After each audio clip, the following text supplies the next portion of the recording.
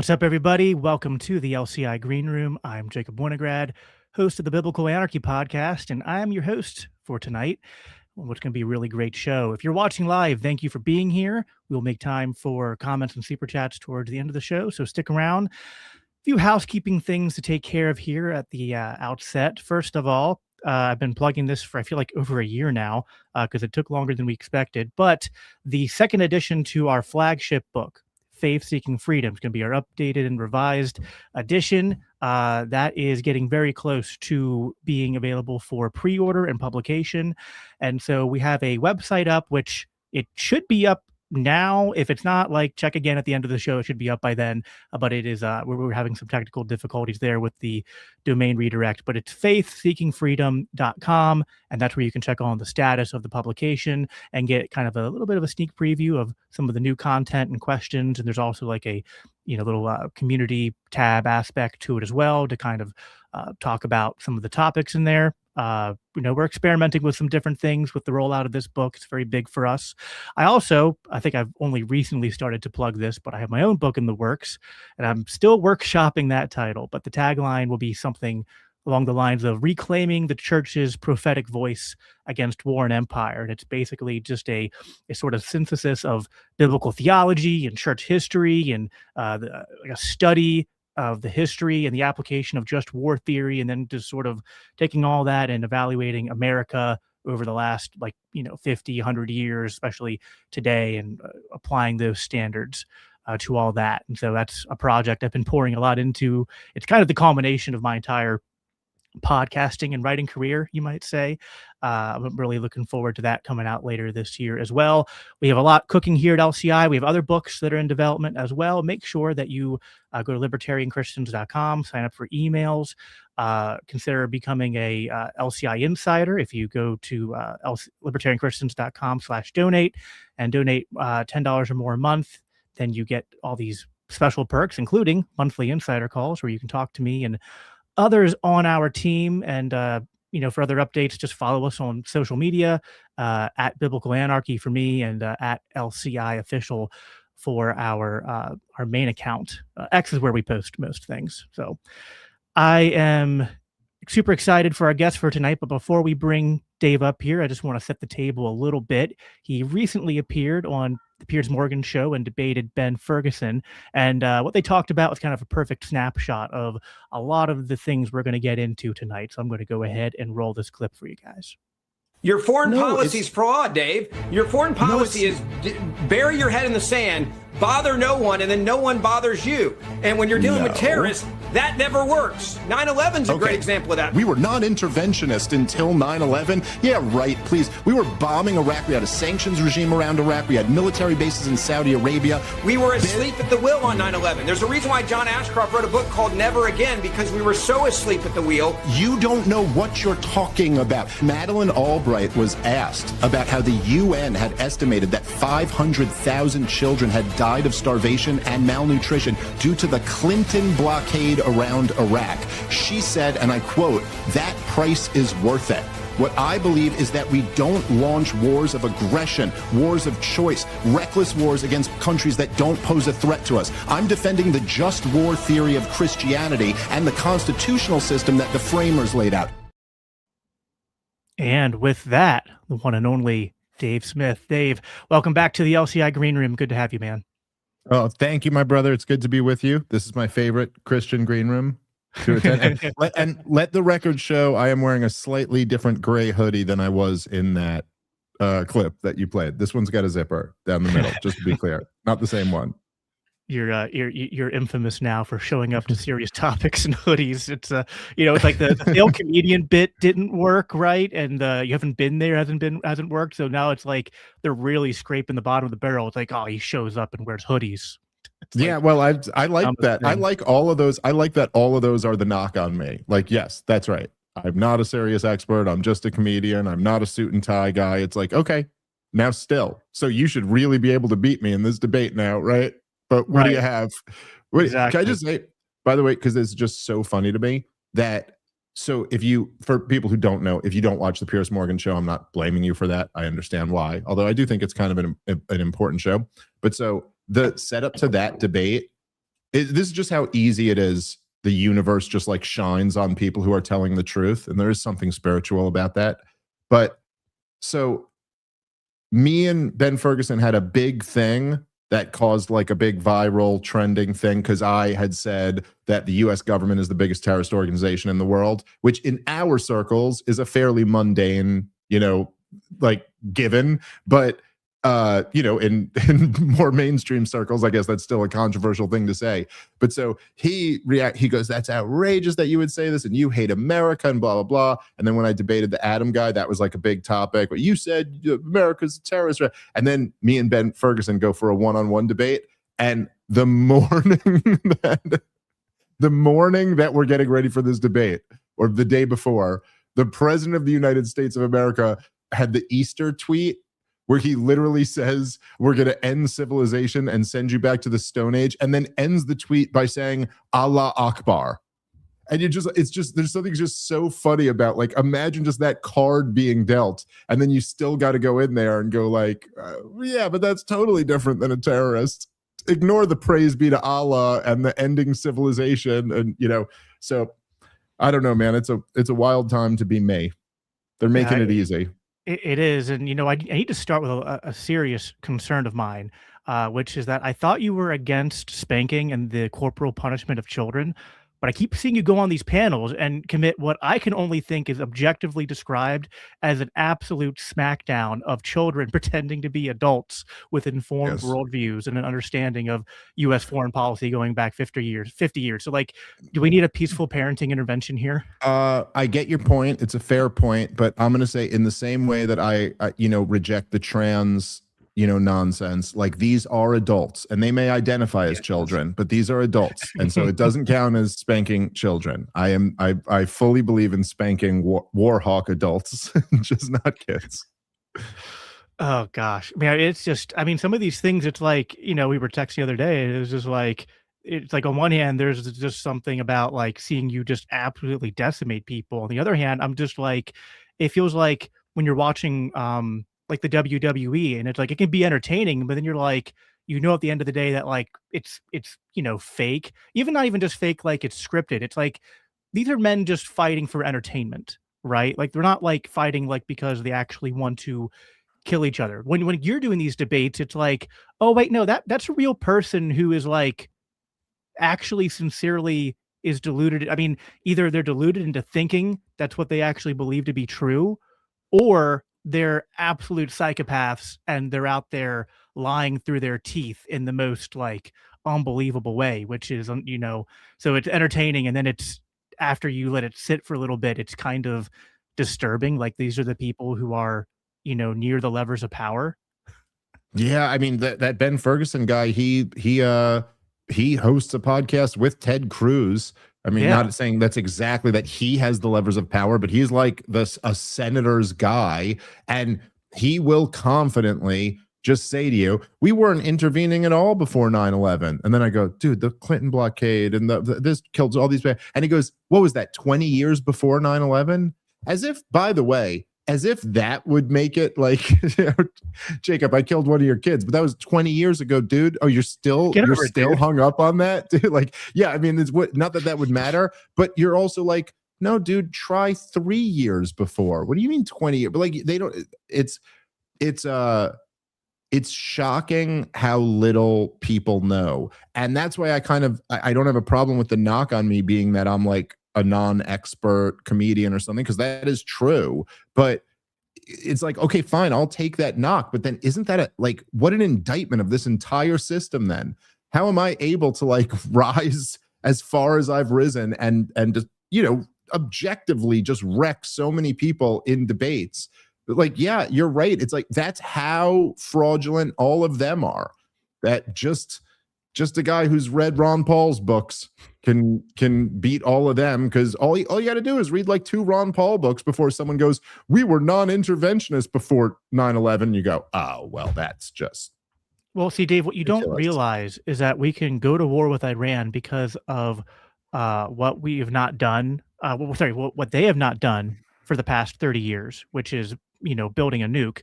The entire, every year of my life, I think, because I'm almost 34 now. So I think almost every year of my life, Iran has been weeks away from building a nuke. But they haven't actually done that. And even our own intelligence said they didn't do it. But like, we can go to war against them for what they haven't done. But there's no conceivable way that bin Laden and his followers attacked America because of what the American government actually did do, despite the fact that some people don't know or pretend to don't know, for decades preceding 9/11, including the vicious sanctions campaign against Iraq.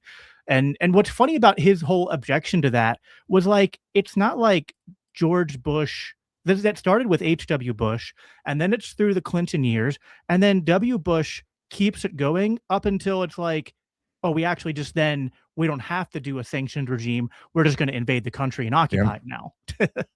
So it's that's right. It's not like there was a break at any point during that period where it was like only the Democrats doing it. No, it was the Uniparty, but it was the Republicans who started it and then went the whole way through to actually doing regime change. That's right. And also, it's not just that Clinton had a full blockade around the country for years, but also like a ton of bombing campaigns. We didn't like, I don't know, call it a war. So people think like, oh, George H.W. Bush went to war with Iraq and then George W. Bush, but Bill Clinton bombed Iraq constantly through his entire presidency.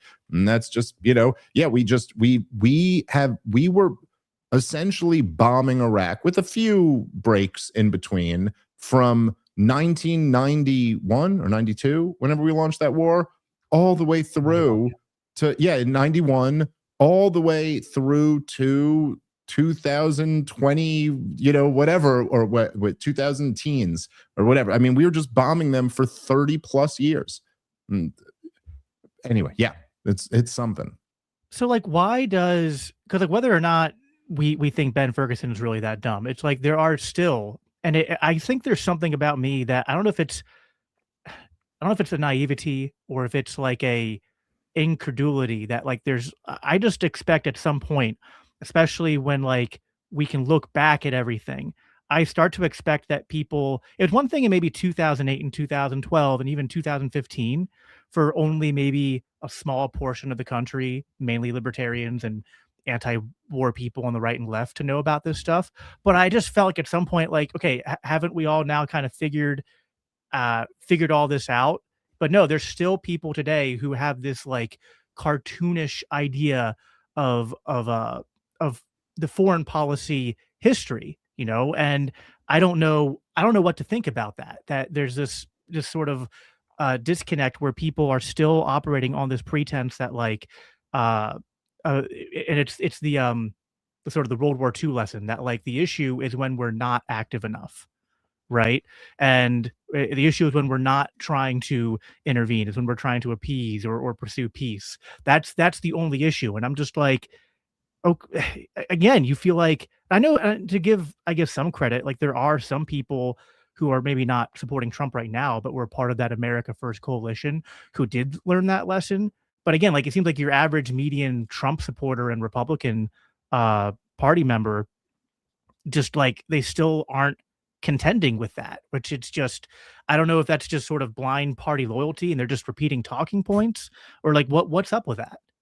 Yeah, well, I think there's a lot to that, question. And so I get the first thing I would say, and I remember I was having a conversation with someone who, all right, I'll say it. Who cares? I'll say it. I was having a conversation with Connor Freeman from the who used to work at the Libertarian Institute, who literally, like, I mean, I think this was a couple weeks before he just went nuclear on me on Twitter and hates my guts or something and some weird thing. But like 2 weeks before that, he was like texting me about how thankful he was for how good I was being on Venezuela and how good I was being on, opposing ICE being crazy in Minnesota and stuff like that. And I had come out, you might remember this, but I had come out with this post about just blasting ICE and their behavior. And then this got basically, I got trashed from every direction for this because I've been an immigration restrictionist. And so then like the immigration restrictionists were like, oh, you never really meant it. You were always a phony. And then the libertarian open borders types were like, you should have known. And then like, which I still feel it was like, no, I can believe that the answer isn't just let 10 million people a year pour into the country when everyone hates that. And also, we have a constitution. We can't have masked thugs going around. And also, if 6 of you have disarmed a guy, you can't just empty your entire round into, like, I actually don't think there's a contradiction there. But anyway, so I had gotten into like a Twitter back and forth with Matt Walsh from the Daily Wire, which maybe I didn't handle the best, but he certainly was winning in terms of like like he put a ratio on me, which is, I'm usually on the winning side of a ratio, but I've caught a couple hot ones in my day. But anyway, so I was talking with Connor, we were texting back and forth. And at one point he had said something like, look, dude, look how helpless these right wingers are. Like they're all agreeing with him. And I was like, yeah, okay. But look, dude, the thing about it is that I think us, Mises libertarian types, broadly speaking, or whoever, however you consider yourself, the people, we've had a lot of issues over the last few years that have become consensus, have become like overwhelmingly popular with the American people. Like, whatever, on Russiagate, on wokeism, on the global war on terrorism, on COVID, on Biden, on all of these things. Like, we kind of stuck out these positions. I remember being against lockdowns really early in COVID. The majority was not with us. But today, to be against lockdowns, it's just like a you were right position. But that being said, so anyway, I was making the point to Connor. I was like, look, man, okay, look, Matt Walsh got 40,000 likes on this tweet, and I only got 26,000 likes on my response. But like, hey, it's 26,000. I'm still old enough that like I remember the Ron Paul days, and the idea that we were even just in the conversation at all, the fact that our ideas are even being represented, is it so like, okay, we're not going to win every issue. Sometimes there are some issues where we'll be the vocal minority, and that's our job, to still be the vocal minority on them. So anyway, I guess I'm not rejecting the premise of your question. I'm just like pointing out that like it's easy for us to be disappointed with all of the groups that are going along with Trump, as he drives this whole thing off a cliff. But also, let's almost start by saying, hey, pretty cool that actually a lot of people aren't going along with that. And that this really is like, think about the fact that like Tucker Carlson and Megyn Kelly and Alex Jones and Candace Owens and,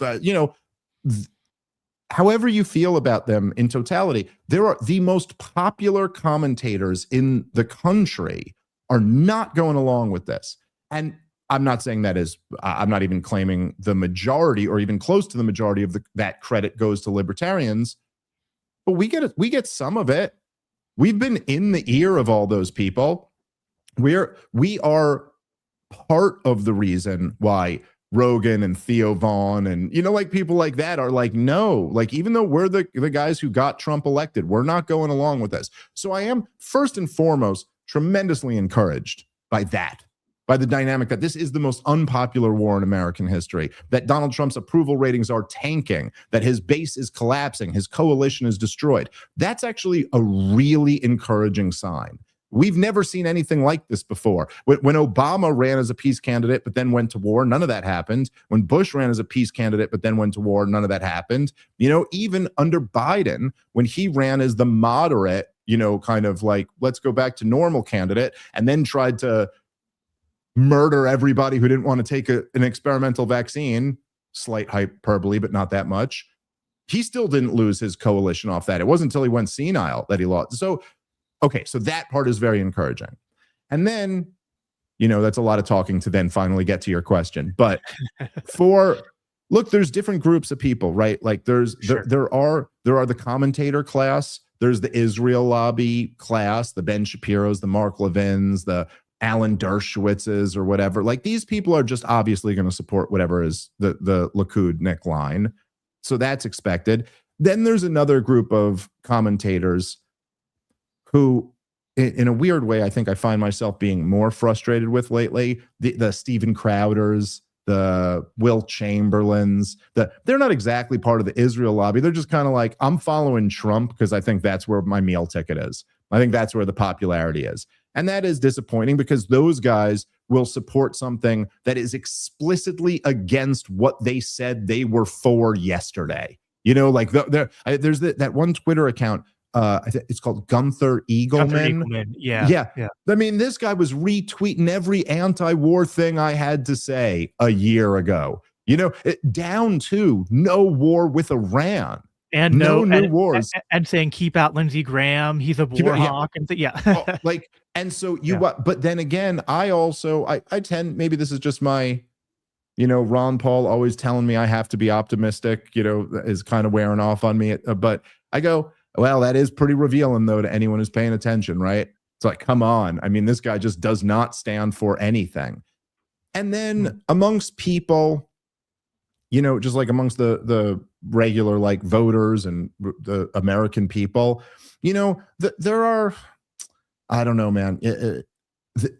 Even when Joe Biden, like after the debate performance, where they were like, okay, we got to force him out and get someone else, he still would have carried 30-something% of the vote, maybe 40-something% of the vote.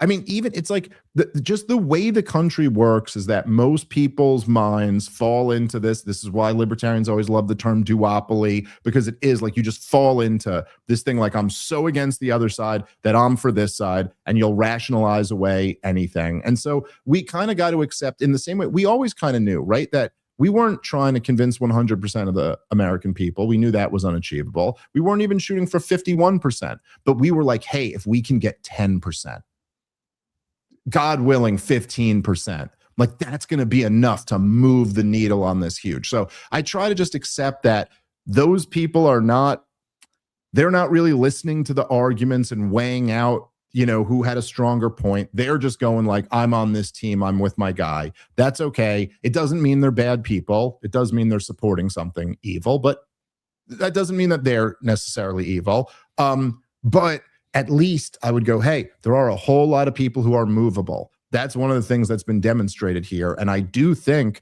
that while Tucker Carlson is not a perfect libertarian, and neither is Candace Owens or Megyn Kelly or anyone like that or anything close to that, but man, I mean, Tucker Carlson's takes on foreign policy are very, very close to me and yours. This is the #1 right-wing show in America. And there's lots of just examples like that where I do feel like a lot of our ideas, not all of them, but a lot of our ideas are getting more of a fair hearing amongst the American public than, when I first became a libertarian about 20 years ago. It couldn't have fathomed that this many people would hear these ideas. Yeah, I think there's something to that there's different groups at play here. I think it's hard to even know like how much of this is, I guess, somewhat demographics of like the age groups or whatnot. Although I don't want to just say there's almost, maybe it's partly that, but I also do see in the younger generations a sort of split where some of them are like extreme dissidents, but then another one where they kind of knee jerk the other direction and kind of also become like the repeating the party line types and whatnot. So I don't know. I guess again, I think it's partly just my issue where it's just when we see something so clearly because like we've read about it, and then there was such a disaster of just the blowout and blowback of all this foreign policy, just both internationally, globally over there, but then also just the consequences it had for us at home, which you spend a lot of time talking about. Like, even if you wanted to be very isolationist about it, it's like, okay, but like the fact that we can't afford to do this, the fact that we're having, these soldiers come home and blow their brains out, have major mental health issues, the fact that then our own, for all this thing, like sometimes like the Matt Walsh types, we'll sort of be like, well, I just want to focus on America. I don't want to get drawn into the whole, Israel debate. And it's kind of like, even if you don't want to, even if you don't care about the Israel debate cares about you. Because it's just like, oh, you just want to focus on American issues and you voted for Trump because that's what he ran on. Gee, I wonder why we're not focusing on American issues, Matt. Yeah. Like, gee, what could it be? What keeps on dragging us back to the Middle East, even though it's like on the level of I don't know. It's like being like, listen, I believe in the sanctity of marriage, and I believe that your #1 concern should be, your marriage. And then you'd be like, look, I don't support my wife cheating on me, but I can't be obsessed with this other guy all the time. Like, well, I don't know, dude. If your wife's cheating on you, then you got to think about this becomes an issue. Now, yes, ideally, we wouldn't have to, we all agree, ideally, we wouldn't have to focus on any of this. However, in this scenario, we really have no other choice. And, you know, I try to hit home on this as much as I can, but I'm sure me and you have talked about this before. But there is something, it gives me goosebumps. Like, it makes the hair on my neck stand up. You think about John Quincy Adams' quote, which is what is it, in the 1790s or something like that? But his quote where he said, if we go around the world in search of monsters to destroy, we will become the dictatress of the world, but we will lose our own spirit. Like, the idea that like, if that wasn't channeling the divine in some way, to understand that that was a really crazy claim at the time, to say that that we weren't even the full middle part of North America at that point. You know what I'm saying? Like, this country wasn't even what we even think of the landmass of this country right now. Like, the English and French owned the middle, and the Indians controlled the West. And he's out there going, we will take over the entire world, but we'll lose our spirit. And I think about that, and you think about, say, like, from the conservative perspective, from the Christian perspective, or what the Vietnam War did to American culture. Like, you know, it's easy to have this idea that we fight these wars and that's over there. But just like the same way Ron Paul would always say, there's no such thing as economic issues and social issues. They're all one issue, right? Like, there's inflation. Okay, that's an economic issue. But what does that mean? It means married couples get divorced and children get raised without their father in their home. Like, that's a social issue too, when you have economic pressure like that. And in the same sense, it's like, you just think, like, even and I love that Tucker, when he was blasting Trump for this, focused on Venezuela so much. Like, let's just say it was easy. Let's say no one dies, or none of us die, just other people, you know, just other brown people in their countries, they die. And we can just take their stuff and get away. You know, it's like, oh, you think that doesn't have any effect when you just say that out loud and everyone knows that? You think that's not going to, like, deteriorate the soul of your own people? Well, I don't know. I don't think so. The older you get, the more you learn that there's no getting away with stuff like that in this world. It's one of the beautiful things and kind of tragic things about this world, but you really can't get away with that. You know, you do stuff like that, it comes back to get you. And that's, you know, I think that's obvious. The more once you look for that, you just see it everywhere. You're like, oh yeah, of course the Cultural Revolution happened during Vietnam, because what were the responsible grown-ups in the room gonna say? You're, you know, like, no, come on, fall back in line with this system. This system is about killing babies. What do you mean?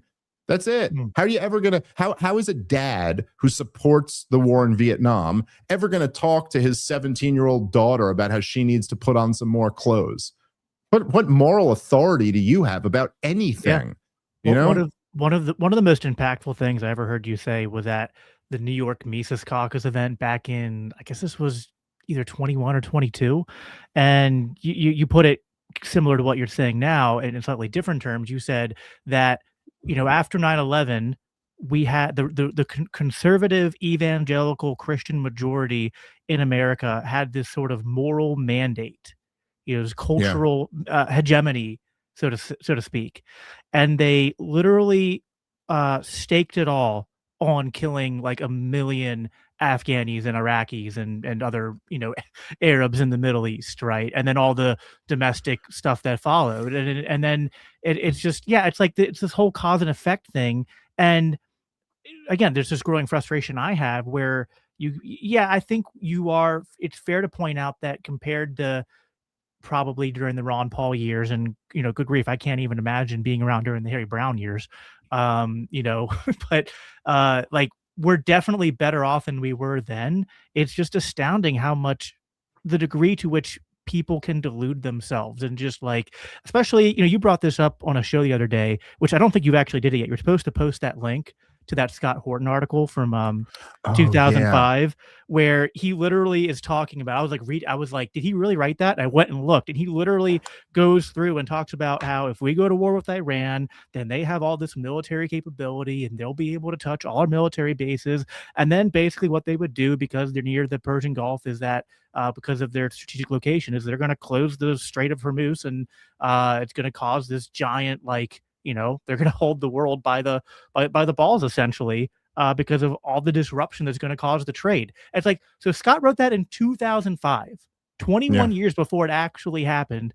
And that's just one tiny example of how many times, whether it's not, again, not just libertarians, guys like Pat Buchanan, guys like, gosh, I'm trying to remember other paleoconservative names.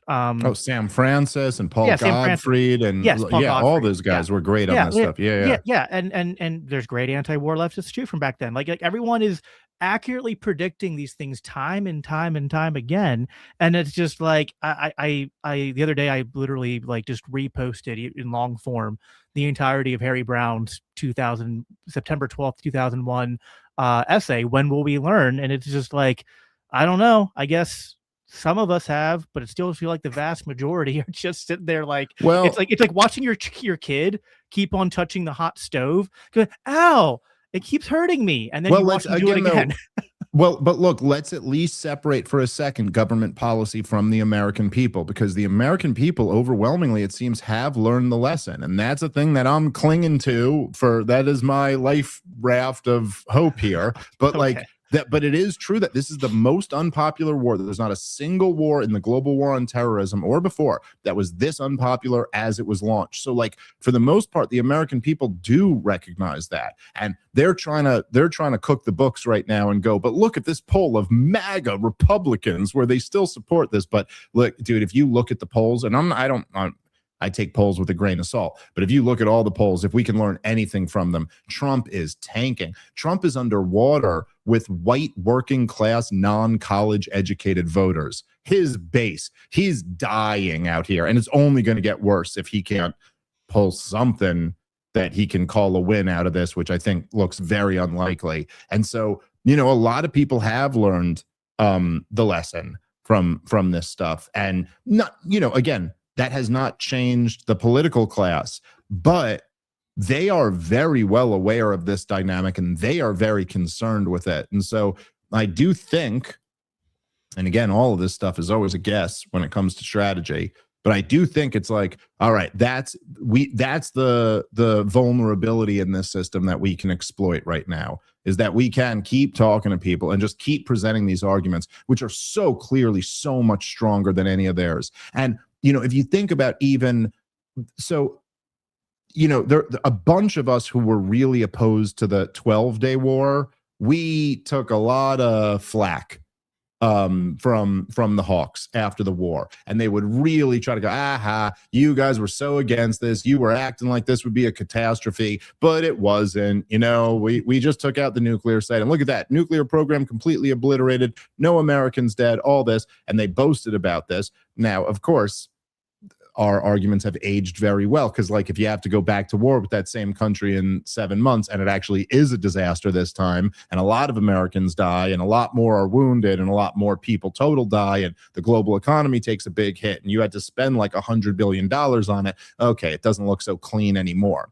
But if you just think, there were a lot of these montages that were made, and I had made this point several times, but there were some people who I really love and really admire, smarter than me, who I've learned a lot from, who got a little bit out over their skis with predictions about the 12-day war. Now, I will point out in a very petty way, when you watch the clips of me in those montages, I'm almost always caveating what I'm saying. I was always going, this carries an unacceptable risk of catastrophe. Whereas they would point to, and if you want to be fair, okay, Tucker Carlson and Jeffrey Sachs, and I believe John Mearsheimer, they all had some quotes where they didn't caveat it. And they went, look, if you do this, Iran will touch all of our bases in the area, and they will close the Strait of Hormuz, and they will do all of this stuff, and it'll be a disaster for the global economy. And that didn't happen after the 12-day war. And so these hawks jumped on them. You were so wrong. Look, you said, but now after this war, don't you kind of have to go back and go, okay, even if maybe they should have caveated a little bit, like they got it a little bit wrong. I guess we could drop bunker busters on Fordo and the Iranians would still play nice under the old Ayatollah. But at this point, haven't in spirit, at least, they've been completely vindicated. Like what they were saying was that Iran is not nearly as puny a country as Iraq or Afghanistan or Syria or Libya or Somalia. You know, this is a different thing. And we're learning a big lesson right now about what the strength of the U.S. empire actually is. And well, it's interesting to see what the global blowback for this is already, because not only are a bunch of European countries turning on him and China's giving him pressure, but I think the most surprising only because of, the relationship, there are consequences for Saudi Arabia, obviously, from this. So that's why they're upset about it. But like when it's so bad that Saudi Arabia is coming to the table and saying, Trump, you gotta negotiate with Iran, like that's bad. Yeah, well, that's right. And Trump is out there just like the petulant child that he is. I mean, his interview this morning, well, I guess it was taped yesterday, but it aired this morning with Maria Bartiromo. And he's just blasting these NATO countries for not helping. He's like, we subsidize all of their defense and they're not helping. And look, me and you are two guys who are substantially more against NATO than Donald Trump is, right? Like me and you wouldn't be in our 6th year of presidency and just now mentioning, okay, he said some things about NATO and got them to pay a little bit more, but we wouldn't have been trying to get them to pay more. We'd have been trying to just end the alliance or at least get America out of it.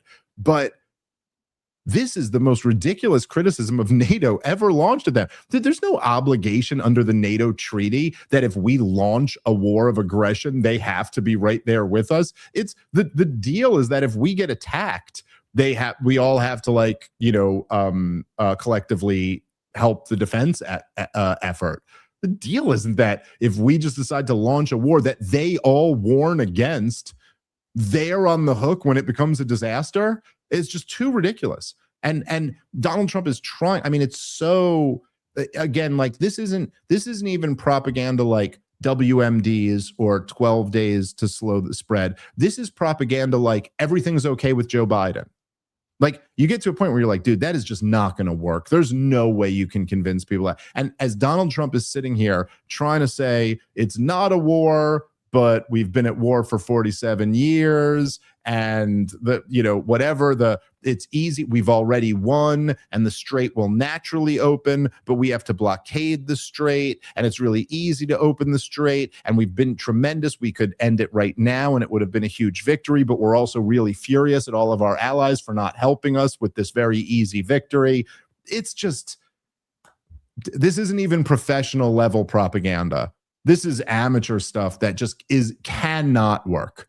Well, and there's something like there's two things I want to say to that, which is one, I feel like you were talking to, I think, Emily from Breaking Points the other day about this, and this sort of like the left lost their mind about Trump, but a lot of the things that they warned about have kind of proven to be true in a way.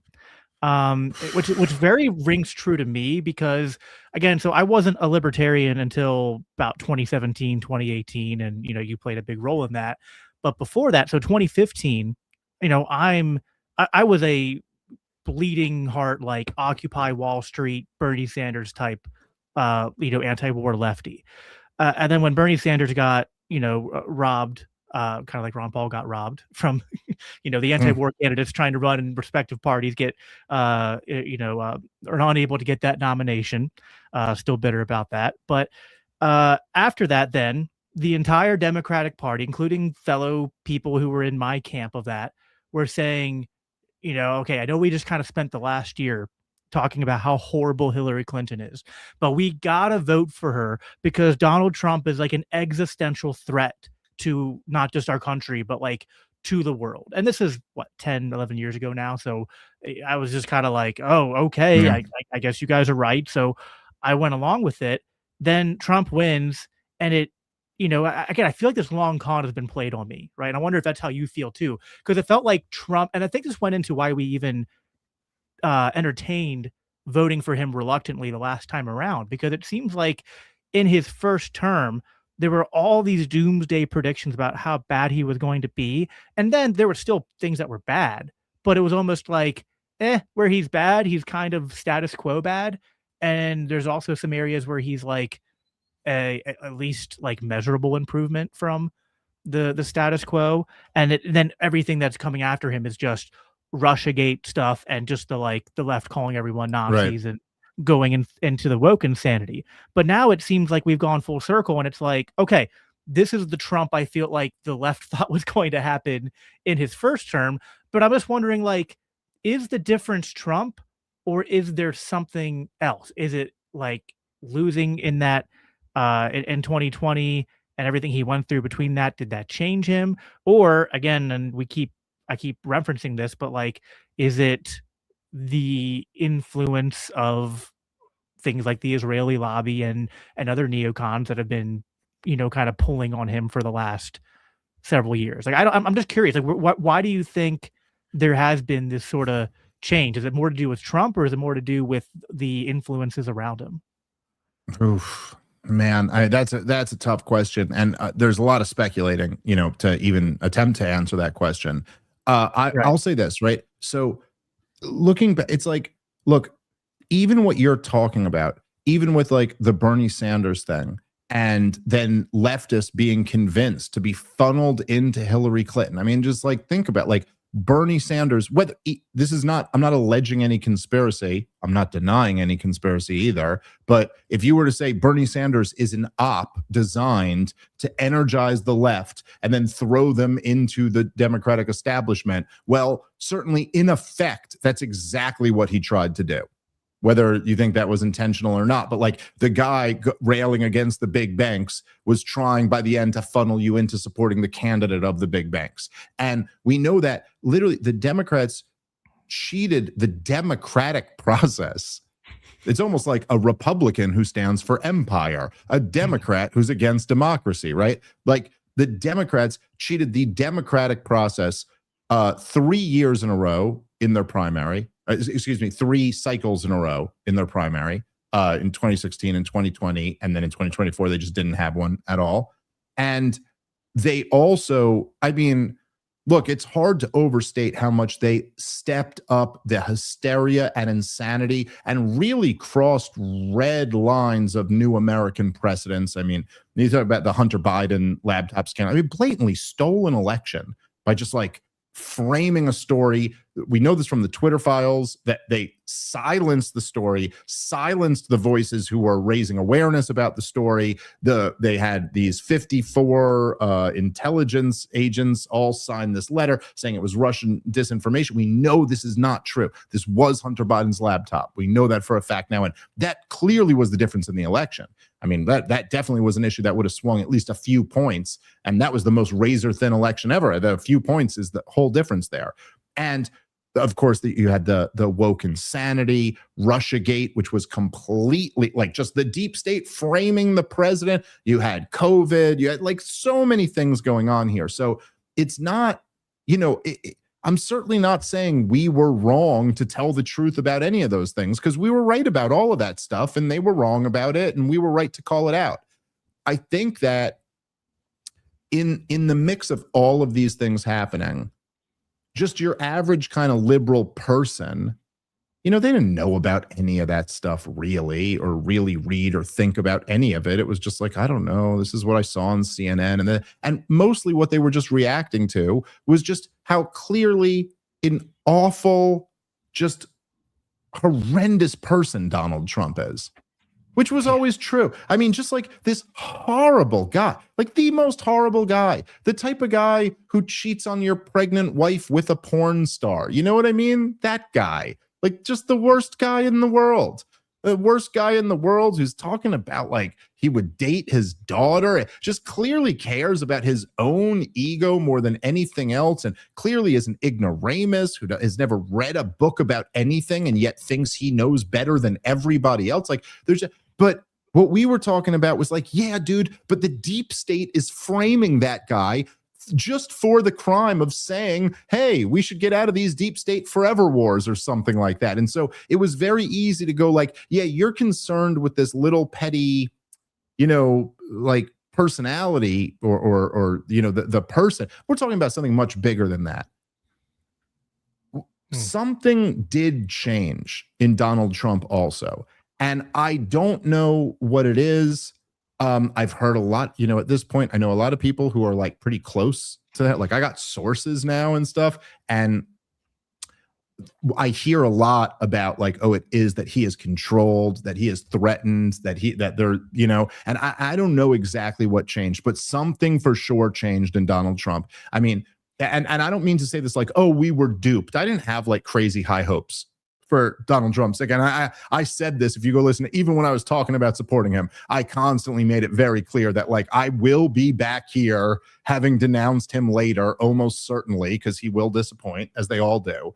But, I don't know. I think perhaps, he resisted the lobby substantially more in his first term than he did in this term. In his first term, he gave him stuff like, he moved the Capitol, and he even had some like the Soleimani strike, and he tore up the JCPOA. But there was a lot of pressure on Donald Trump to go to war with Iran on at least 2 different occasions in his first term, and he resisted that.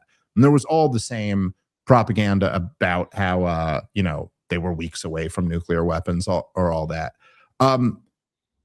I suspect, I do not know this, but I suspect that things really changed during the Joe Biden administration, particularly from the perspective of the lobby and the government of Israel. October 7th happened. The response in the genocide of Gaza in response to that happened. And the Democratic the Democratic voters completely turned on Israel. And Donald Trump comes back in, and now his base is turning on Israel also. And so whatever leverage they have, whatever pressure they have, there's no question that they ramped it up to 11. They recognize that this is our last opportunity. We have lost the young generation, but this is the most pro-Israel, and we're going to get everything we can out of this administration. And it seems to me like there was a real battle. I mean, Donald Trump came in, even before he was president, he was sending Steve Witkoff over there to negotiate a ceasefire. He wanted to end these wars. That was his goal coming in. And it seems that at a certain point, Donald Trump, who after all is motivated by more than anything else, how tremendous Donald Trump is and how everybody else better think that. And I think at a certain point, whether this is because he's blackmailed or threatened or just convinced, that he went, well, I'll be nothing but a failure of a president going against the current here. But if I go with the current here, maybe I could go down in history. Maybe I could go down, there is a weird dynamic, Jacob. It's something we don't think about enough when understanding the nature of our government, not the nature of government, which I think libertarians think about a lot, the nature of the state, but I mean the nature of our state, the United States of America in 2026, where, sometimes people, for example, right, me and you both have read a bunch of books and articles and listened to lectures about people talking about the imperial presidency or the concentration of power in the executive branch, right? You could hear Justin Amash's entire political career. He's been talking about the concentration of power in the executive branch. And he's absolutely right about everything he's saying, right? But at the same time, you'd see like something in Donald Trump's first term. Donald Trump comes out and goes, why don't we stop fighting all the wars on terrorism and have détente with Russia? And all of a sudden, the CIA is framing Donald Trump for being a Russian spy. And so now he can't make a deal with Russia. So you realize in a way, wait a minute, is the president incredibly powerful or does he have no power whatsoever? And the real answer here is, right, both. Yeah. To the president of the United States of America, if he wants to launch wars, has more power than Genghis Khan, has more power than any human being who's ever existed. He's got the biggest military arsenal at his disposal, and he doesn't even kind of need to even pretend to get congressional authority. It's just not even it's not even like George W. Bush, like I got an authorization of military force. You don't even need to pretend that ever since Obama. Those days are over, and you can bomb whatever you want to, launch whatever you want to. No War Powers Act. It's all a joke. The War Powers Act, even if they passed it and held it, he could just keep doing it and no one's going to do anything to him. So You have all the power in the world if you want to start wars. If you want to end the wars, you have as much power as me or you. And so at a certain point, you go, well, what would a guy like Donald Trump choose? And this is what he chose. He's going to choose what's going to make him seem better. It's like legacy building, but legacy building is even worse when it's with someone with the personality of Donald Trump. Yes. So that's exactly right. So now the thing about it is that if somebody was the enemy of CNN and Hillary Clinton and Jeb Bush, then, even if their personality is really awful, we could look the other way on that. But then once they become CNN and Hillary Clinton and Jeb Bush, you're like, well, now we just have the worst of all worlds. We got the establishment war party, but with the worst human being imaginable running all of it. So yes, that's right. It's literally like Donald Trump is like machine gun fire, and if it's aimed at all the bad guys, you're like, this is crazy, but it's taking the bad. But then it like goes over here, and you're like, there's little kids over there. Stop, don't spray over there. And so unfortunately, I just think that's kind of the situation now. And that's now we got no choice but to just oppose this with everything we got. At least it's clarifying. Well, we either oppose it with everything we got, or we play 5D chess and try to say that it's actually somehow good, which is unfortunately, and I hate to do this, but I guess it's just like the law. Like I was actually kind of complaining a little bit when we were texting earlier in preparation, and I was like, do we got to do libertarian infighting like drama coverage whenever you're on the show? And it's just like, yeah, we do. There's no choice. It's what the can I just libertarian gods. Go ahead. Well, I kind of, in a weird way, and I talked about this too when we did the whole the thing with Zulu, where I don't know. I guess I feel like when I talk to you is almost like when I want to talk about this stuff. And I understand that I think sometimes there's a dynamic where you're like, no, dude, let's talk about all the stuff. And I'm like, I know, but I talk about all that stuff all the time. And then I'm in this weird, there's something about like the scale of where my career's gone, where now it's like, well, if I were to respond to any of this on just like one of my podcasts, 90% of the audience has no idea what I'm talking about and just doesn't care. And then also it's kind of a turnoff because I'm going like, hey, guys, okay, so there's this group that I'm kind of a part of, and there's these really dumb ones in the group, and they're making these really stupid arguments, and they're so ridiculous, so let me slap them down. And then people just go, all right, it sounds like the group you're talking about really sucks, so I guess I can dismiss them. And I'm not really trying. But then, like, when I come talk to you, I'm like, no, like, okay, I should address some of this stuff. Because, I don't know, it's always a little bit of a battle for me, like when to ignore, when to address. And I probably fall on the side of wanting to address everything too much.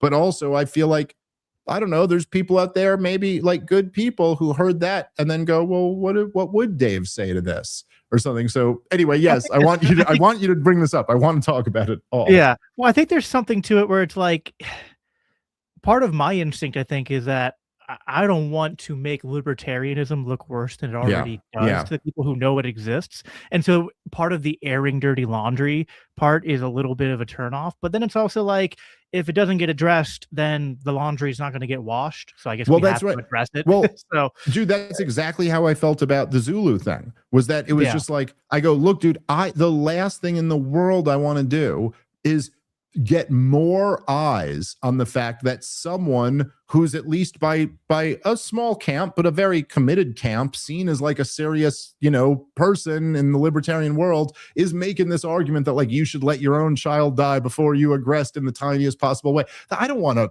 put any eyes on that, because come on, I know I'm in the business of trying to make this thing sell to as many people as possible. And I know what that, like, even if that was correct, which it is clearly not, but even if that was correct, you go, well, we can't lead with that because that kills the chance of the other 99% of this ever being sellable. But also, I think it's not correct, but like, whatever, I don't want to put more eyes on that. But then, and this is probably my own immaturity and lack of discipline, but then there's people going, dude, you're too much of a coward to ever debate that guy because he'd ruin your whole thing. And then I'm sitting there, I'm like, oh, really? Do you actually think that? That's what you actually think is going to happen? Okay. Well, then, and so I don't know, it is a battle, but I guess where I've come, my compromise is I'll come and rant about this stuff with you, Jacob. So a few times a year, me and you will have to do this. We can talk about other stuff too, but we got to get to this. we got to get to this. So like, and this is tough because there's also a personal aspect to it where like these are some of the people, and one of them in particular, who I guess we'll drop his name because he's come after you. We already name dropped Connor, who has come after you a little bit, which that's a whole separate thing. But then Austin Paget, who he was part of the whole Mises Caucus thing. He's obviously with Angela, and he was part of the whole thing of the Trump strategy and meeting with Trump at Mar-a-Lago and pulling all that off. And he's been going after you more and more recently. And then there was a big, like semi-big one, comparatively in the last day or so, where he's basically like the whole case we just laid out about how some of it's Trump, but a lot of it is this foreign lobby that's sort of the Israel thing that's pulling Trump into all these disastrous things that have no benefit for anyone except Israel. Kind of thing which, like, when none of these policies benefit the American people, none of these benefits make anyone safer. They hurt everyone else in the world. And like, well then why would anyone want you to do it? There's only one country that wants you to do it, all right? But then he's like, well, you're giving into this impulse, Dave, of you're siding with barbarism over civilization, and you don't realize, and it's like, and if Austin listens to this, it's like, I'm trying to be as charitable as I can, but I already said this to him when I had him on my show a year ago when it wasn't quite this intense, and I said there's something about what he does where it's indistinct. It might sound more sophisticated, but it's basically just a more sophisticated version of Trump's playing 4D chess. You just got to trust, dude, that it's no more than that. Look, I mean, and I listen, I'm trying my best. Look, to all these people like Connor and Austin and all of them, like, they've said some shit that, like, I don't think will ever be cool again, but I swear I have nothing against any of these guys. Like, I wish them all the best.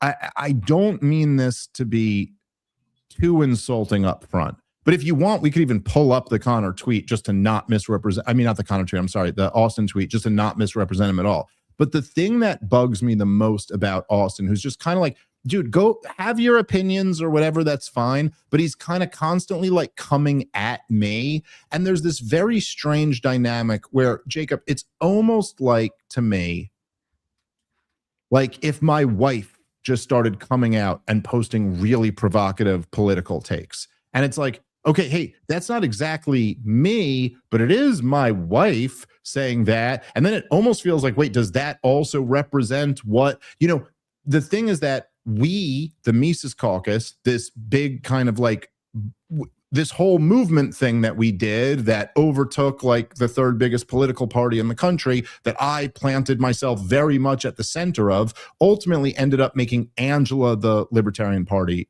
chair after we took over in Reno. And then because of the dynamics of Chase Oliver ending up getting the nomination and literally being the most invisible presidential nominee, like, I mean, even more invisible than any Green Party nominee that I could think of, a Reform Party nominee that I could think of. I mean, he just literally was like, it was almost as if we didn't run a presidential campaign. I've never seen anything like it. I think the guy lost Twitter followers over his presidential campaign. I don't think he got a big media appearance off of it. Maybe he had one interview with John Stossel or something like that. Anyway, it was almost like Angela became the face of the Libertarian Party for that whole time. And her Trump strategy became the face of the Libertarian Party. Like, that was, that was the story of the LP in 2024, was that Angela McArdle had worked out this deal to get Donald Trump there. It wasn't even the presidential campaign at all. And then Austin is her husband. And so it's almost in a weird way, like there's this kind of like quasi, I'm speaking for us. And I'm not saying he is, I'm just saying that's like the way it's perceived. And so I try in a way to ignore it. But at a certain point, if someone who's attached to the thing that I was attached to is still on this just ridiculous, like, we're going to kiss up to Donald Trump no matter what, after we are, I mean, let's get real, dude. We're 8 months past the point where there's even anything defensible about this administration. That's where I almost feel like, okay, I should respond to that. And look, just being fair, it's not exactly, I haven't seen, I'm not saying he hasn't said this, but I haven't seen him exactly say it's a battle of civilization versus this. Like, I like Austin, I like Angela, I think they have a sweet family, and I like both of them. I think Austin's smart. I've had a few conversations with him. I think he's a smart guy. He's certainly much smarter than Austin Peterson or something like that. He's not making like the dumbest argument. But the thing he says, when I said something on Twitter today where I was on, so I mean, literally, I'm not bring it up here. If you want to bring up the tweet, bring it up, and I'll respond exactly. So, okay, so going to the top here. So last night, I'm on a stream with Sneeko, who, people give me shit for streaming with him.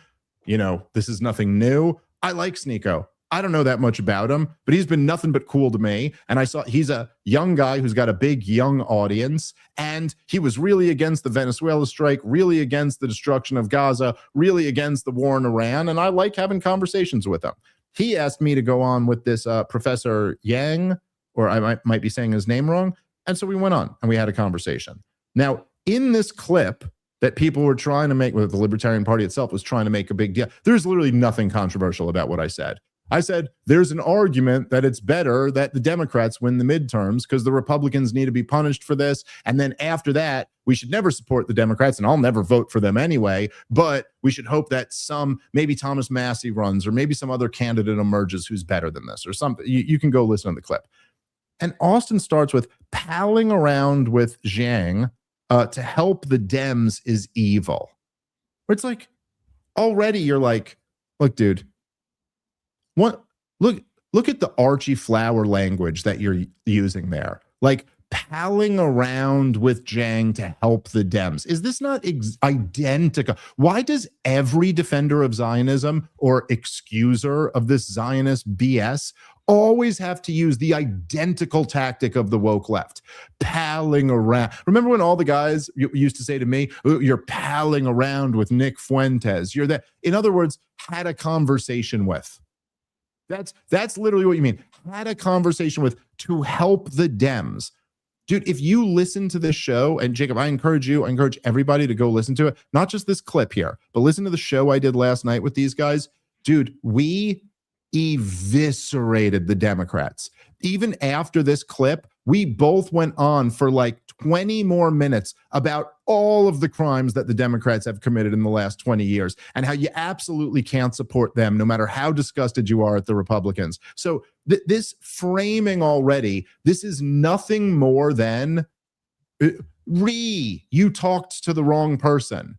That's it. So that's the first tweet here. That's all he's got, and that's what he's coming with me with. And if you want to lock us in a global government that's impossible to escape, okay, this is partly Thomas Massie's fault for not working with Trump over a stupid budget and then forcing all of his fans to go to war against civilization on his. Okay, I guess that's what you were referring to. Yeah. I mean, come on, dude. This is Thomas Massie's fault for having some principles, not working with him on a budget. Yes, you're right. It's Thomas Massie's fault for putting his foot down about not returning to pre-Obama level spendings, not returning to Donald Trump first term level spendings that were record high, right? Like, we can't even, not returning to pre-pandemic level spendings.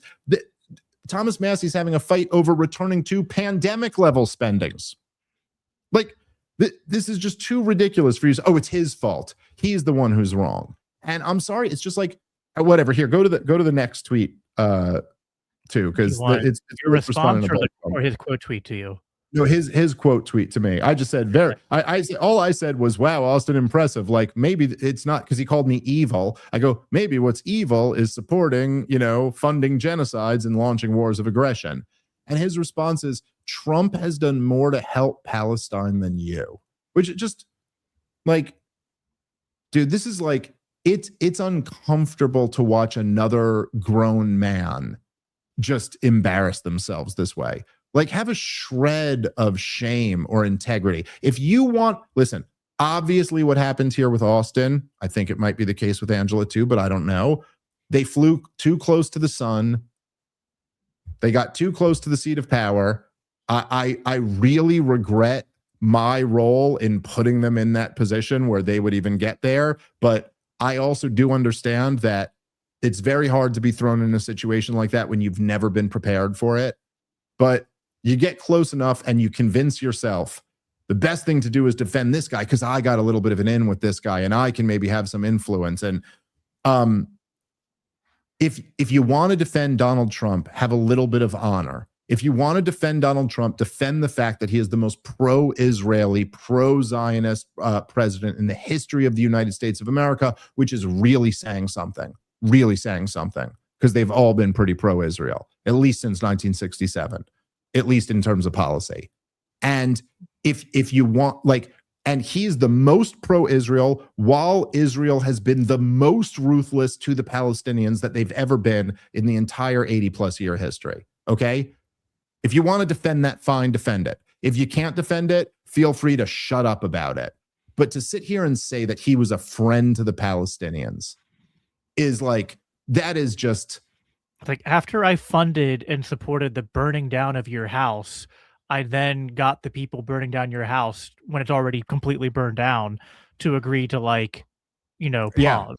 And like, therefore, I did more for that house. And therefore, I did more for that house than you ever did for that house. I stopped it burning down. Yeah, but also a lot of the rest of us never burned it down. And we're publicly speaking out on the biggest platforms in the country against burning it down. So, yeah, actually, no, I'm going to say that's wrong. And then, look, just to yada, yada, even through some of this stuff, go up a little bit, just a little bit from there. Because he goes, this is the line I think. He goes, this is how woke all of it is, even as they call us woke. But the next paragraph down, it's like you don't even care that Jiang's, I apologize if I'm mispronouncing that name, it's like you don't even care that Jiang's lying about the founders being Calvinists to hide the Massachusetts Bay Colony's impact onto the progressive era.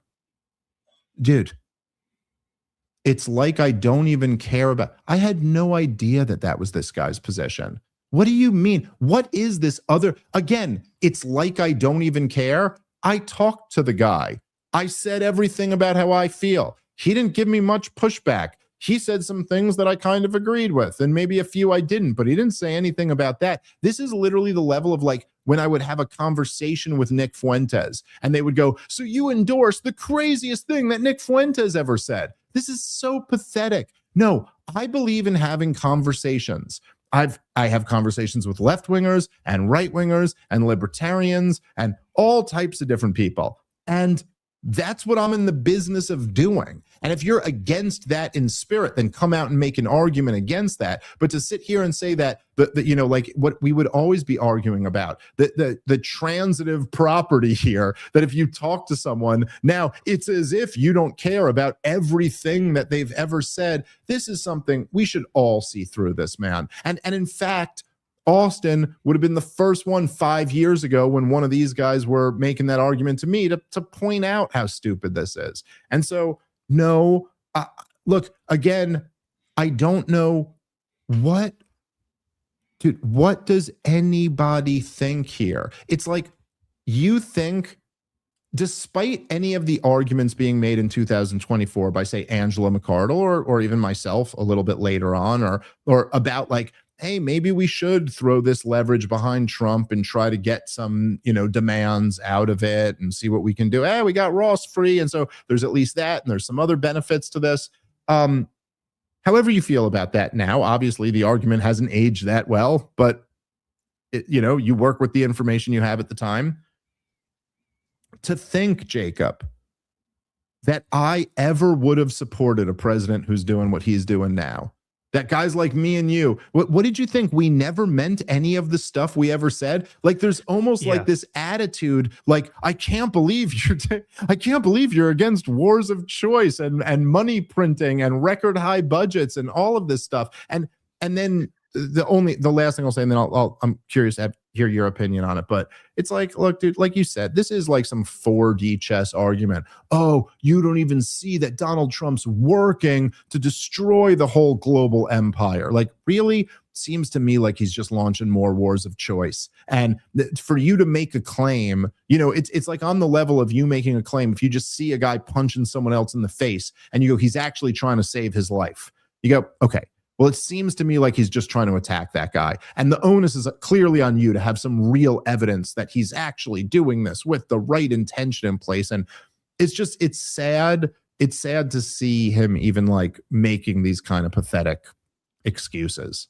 And I want to differentiate between a couple things, because I can be very charitable towards, say, Angela, or if you just say if it was someone else in her position, and if they said, listen, guys, and I think this is kind of the case to some extent, where they say, I have the ears of people in the administration, so I'm going to pull my punches in my public comments about what Trump does.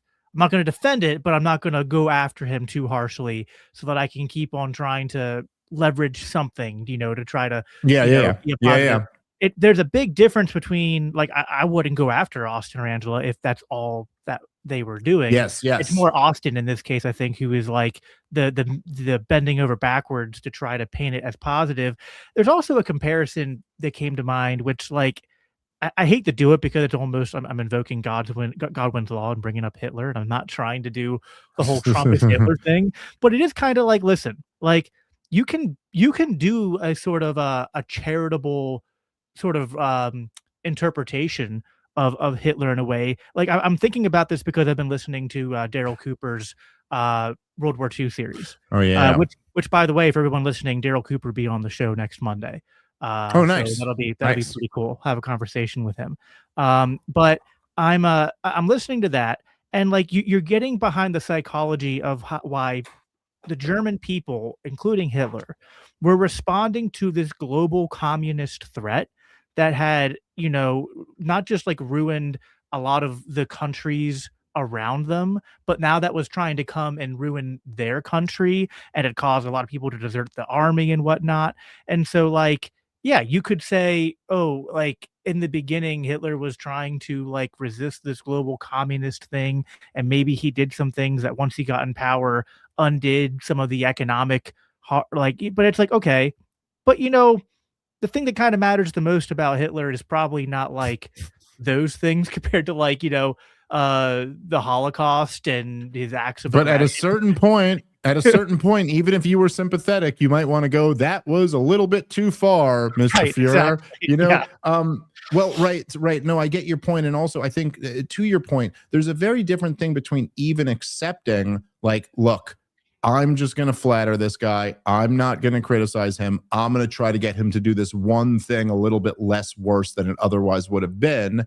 And there's a difference between that and going to, I'm going to start attacking and counter signaling and calling evil the people calling out this clear evil. And to me, and I think this is reasonable, that's like a line too far for me, dude. Go do whatever you're doing. I never attacked Angela or Austin for working with the administration, but don't come out here and attack me for something that you obviously would have known would have always been a deal breaker for me. Anybody could have, you never would have even approached me 2 years ago with, would you still support Donald Trump if he launched a war of aggression against Iran? Come on. No one would have even like suggested that would even be a possibility because they'd be too ashamed to even ask the question 2 years ago. So why do you think I've given up all of my values? And, I will say, I do think, I don't mean this to come off the wrong way, but there is just something about like from my career, I've kind of learned, like, look, if I got a meeting with Donald Trump in Mar-a-Lago right now, it'd be a big deal for me. It'd be like, whew, this is a huge thing. Like, wow, I'm meeting with the president. And I've been in a lot of fancy rooms on a lot of big shows on a lot. Like I'm more primed for that than most. Like most people, if you got up on stage in a room in front of 1,000 people would kind of be like, whoa, I'm on stage in front of 1,000 people. For me, I could like get changed and take a nap on stage in front of 1,000 people because I've just been there a lot of times. I'm very used to it. And it's like anything else in life. You just get used to it. If someone threw a punch at me or you right now, we're like, whoa, a punch is coming at me. But if someone threw a punch at, I don't know, Floyd Mayweather, it's a different thing. He's just had a lot of punches thrown at him before, and he's going to just like roll off his shoulder and go, what are you doing, dude? And like it's not going to like, I don't know, you prepare yourself for these things. That's part of it. Okay. It's not you know, I know you could throw me in a theater stand-up comedy show tomorrow in front of 2,000 people or whatever. I'll go do my show.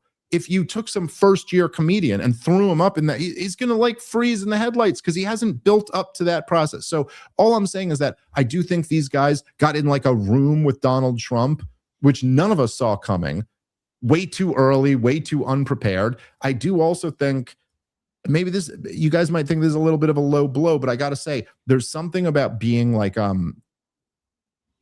in a financial position where you're just like, yo, I don't know. For me, it was always just easy. And I think it's because I had built up to that position and I was in a financial position to just be like, okay, when Rogan and Tucker and all these guys and all the guys, you know, if you think about like the media apparatus that got Trump into the White House, the guys like Andrew Schultz and Theo Vaughn and Joe Rogan and Tucker Carlson and probably somewhat others that I'm missing. But these are people who aren't just people I have like a very close personal relationship with, like good friends of mine, but they're people that I legitimately have like influence with. Like they really like what I have to say. And they're really like, yo, I think this Dave guy is getting it right. Have you heard what he said about this? And like, I blow their mind when I talk to him. And then they keep talking about what I said for episodes later. And, you know, it's like, and so as they were all supporting him and the Libertarian Party had essentially thrown its support behind him. And then Kamala Harris is out there, campaigning with Liz Cheney. And then it was like, to me, it was kind of like, all right, look, I think the best play here right now is to support Donald Trump and then use all the influence I have to try to influence this in the best possible way, which I always knew was a losing game. But it was like, hey, what I have is not nothing. And it's better to try this than to not try this. I was very clear about this on my show. I go, the benefits of Donald Trump being in there are like, it's going to destroy the corporate media apparatus. It's going to make the new podcast thing the mainstream media. And also that I think this media will turn against him, and I will use all of my influence to make sure they do when he starts really messing up, if he does. Because that now, to some degree, the people could actually have a little bit of pressure on the government for the first time. And this might be an opportunity. Now, okay, you could say I was wrong for supporting him. Although exactly what I thought would happen did happen, is that the media apparatus that got him elected is turned against him now. But I was just in enough of a position where I don't, people could say Dave's grifting. I don't have to grift off this. I could support Donald Trump or not support Donald Trump. It doesn't mean anything to my bottom line. It doesn't mean anything to like what my next position will be or what my next thing. I'm just going to keep doing what I do regardless. And so I just think that it's a tough game. I know I've said this to you before, but like, I've said this to Michael Heiss and Scott Horton and a bunch of people like that before. I was like, man, I wish, and I used to say this back in the Mises Caucus takeover days, that I wish I just had like $100 million just so I could put like everyone on the payroll and just to be like, say, everyone's covered. You don't have to worry about money. So now let's just think about like, what is the best thing to do here? Because when people do have to think about their own self-interest, I think it can be very corrupting. And I think that when you get in there and like, when your own economic interests, when your own like potential career interests get very tied up, and you having, especially working with a guy like Donald Trump, who like 100% loyalty is required. That is a very dangerous game to get into. And then the other thing is that I guess in a sense that to all of the people who were critics of the Mises Caucus, and particularly to the people who were critics of the strategy to support Donald Trump, which was always a very debatable strategy, although I think it's debatable at the time, at least. To those guys, I do feel like I, in some weird way, do owe it to them to be very clear that like, hey, I may have been on board with the plan, but I meant what I was saying at the time. And I am not saying what Austin is saying here now. Like, just to be very clear, like that is not representative of the Mises Caucus, broadly speaking. And in fact, he is maybe the only person who is associated with the Mises Caucus who you would even hear saying like what he's saying there. Like I'm not hearing Angela say what he's saying there, and I'm certainly not hearing like any of the rest of us saying that. I would venture to say that 99% of the people who were involved, either sympathetic to or in or around the Mises Caucus, are way past completely done with Donald Trump. Do you think that's a fair statement to make? Because I certainly do. Yeah, I think it's fair. I think the most I've seen is people saying, "Well, we don't regret voting because, it was just the best option at the time," and kind of similar to what you say, where it's like we don't view voting in quite the same way. For me, it's always been a bit more because I'm probably more in the minority of the Mises circles, where I've always been more hesitant to, like, I understand the arguments about immigration restriction, but I've always been more a bit like uneasy about that. And for me, it was like, okay, I will accept that just like every administration sucks on immigration from my perspective, then like Trump at least like stopping mass migration, because I'm not in favor of mass migration, even though I'm not really in favor of mass deportations either.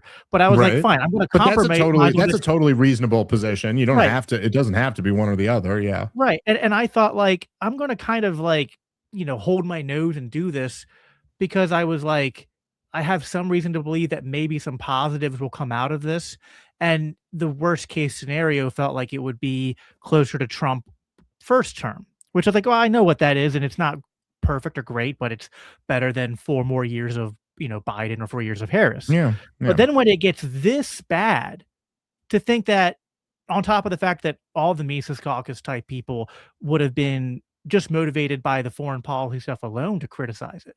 But then for me, it's like, I voted for this guy, and not only is he bad on the stuff I knew he's going to be bad on, but the stuff where I had even a shred of hope that he might just be, again, like mediocre, like not even good, like not the worst. And now he's like, wow, he's like, he's competing for the worst in my lifetime now. Right. Oh yeah. I mean, well, look, I mean, again, you're talking about like the information we had at the time. And look, it obviously is true that there was a little bit of room. First of all, again, you cannot overstate how insane the Democrats had been for the previous 15 years.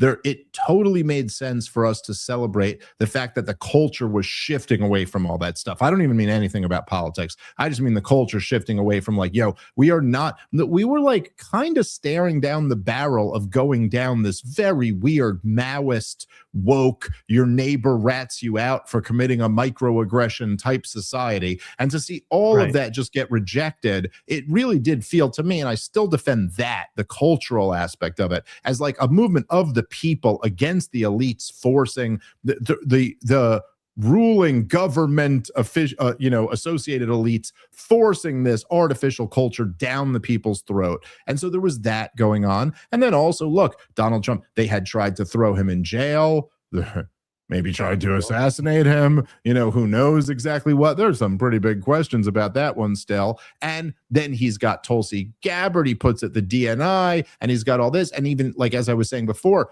this was, and look, I never really overplayed this as too much of a moment, but when I launched, as it was me, by the way, who launched that Stop Pompeo campaign, I got everyone on board with it. That was I was on the phone with Tucker and Candace and Rogan and all these people and going like, yo, dude, this is what we should do now. There's like literally, I was doing the election day before Donald Trump had won.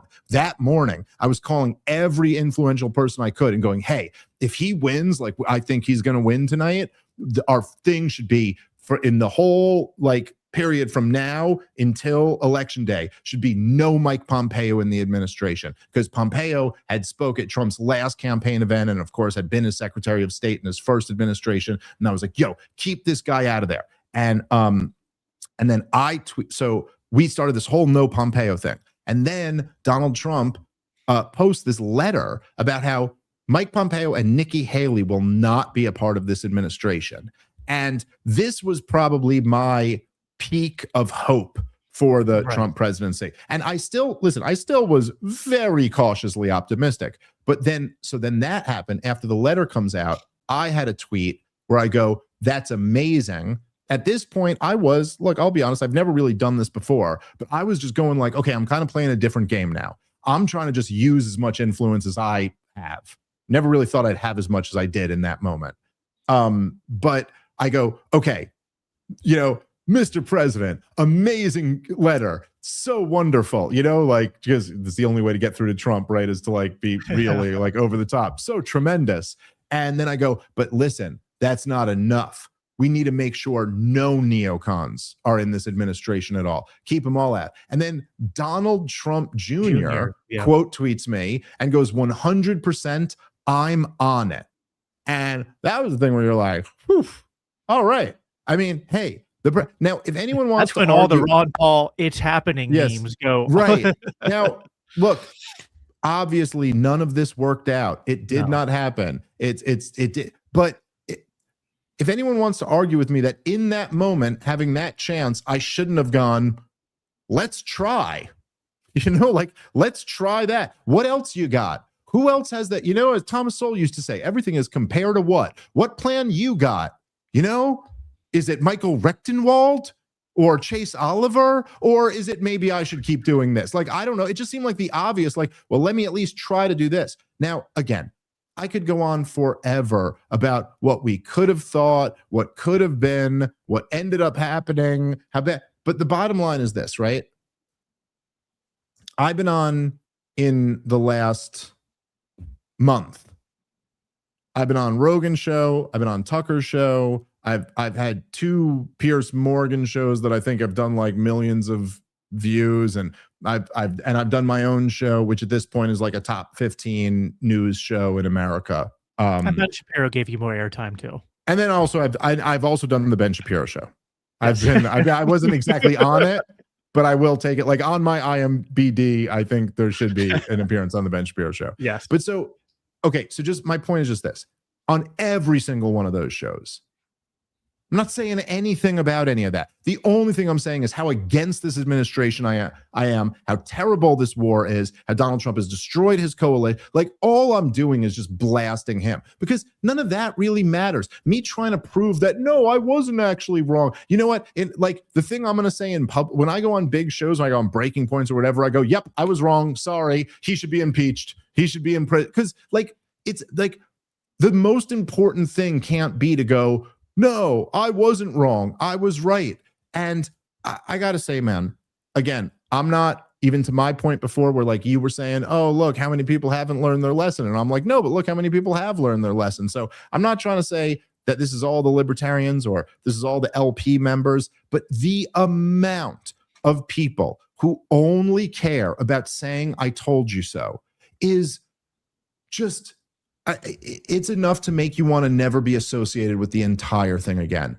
That like, and I, there was this one, while we're talking about all this stuff, and I won't even name the person because I just can't, but this one person who, in the LP, who's been, I guess, kind of a fixture of the LP for a while. And I just saw, she tweeted, I was just like eviscerating Trump on something. And it was like a super viral tweet, that I had where I'm just trashing him for the war in Iran.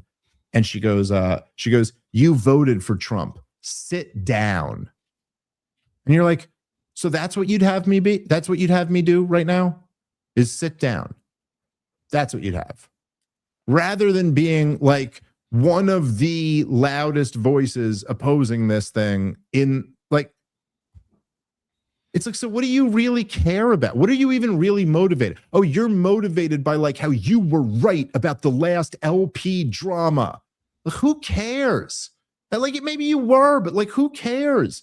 Dude, there's like kids. There's like 160 girls who just got eviscerated while I'm writing this tweet.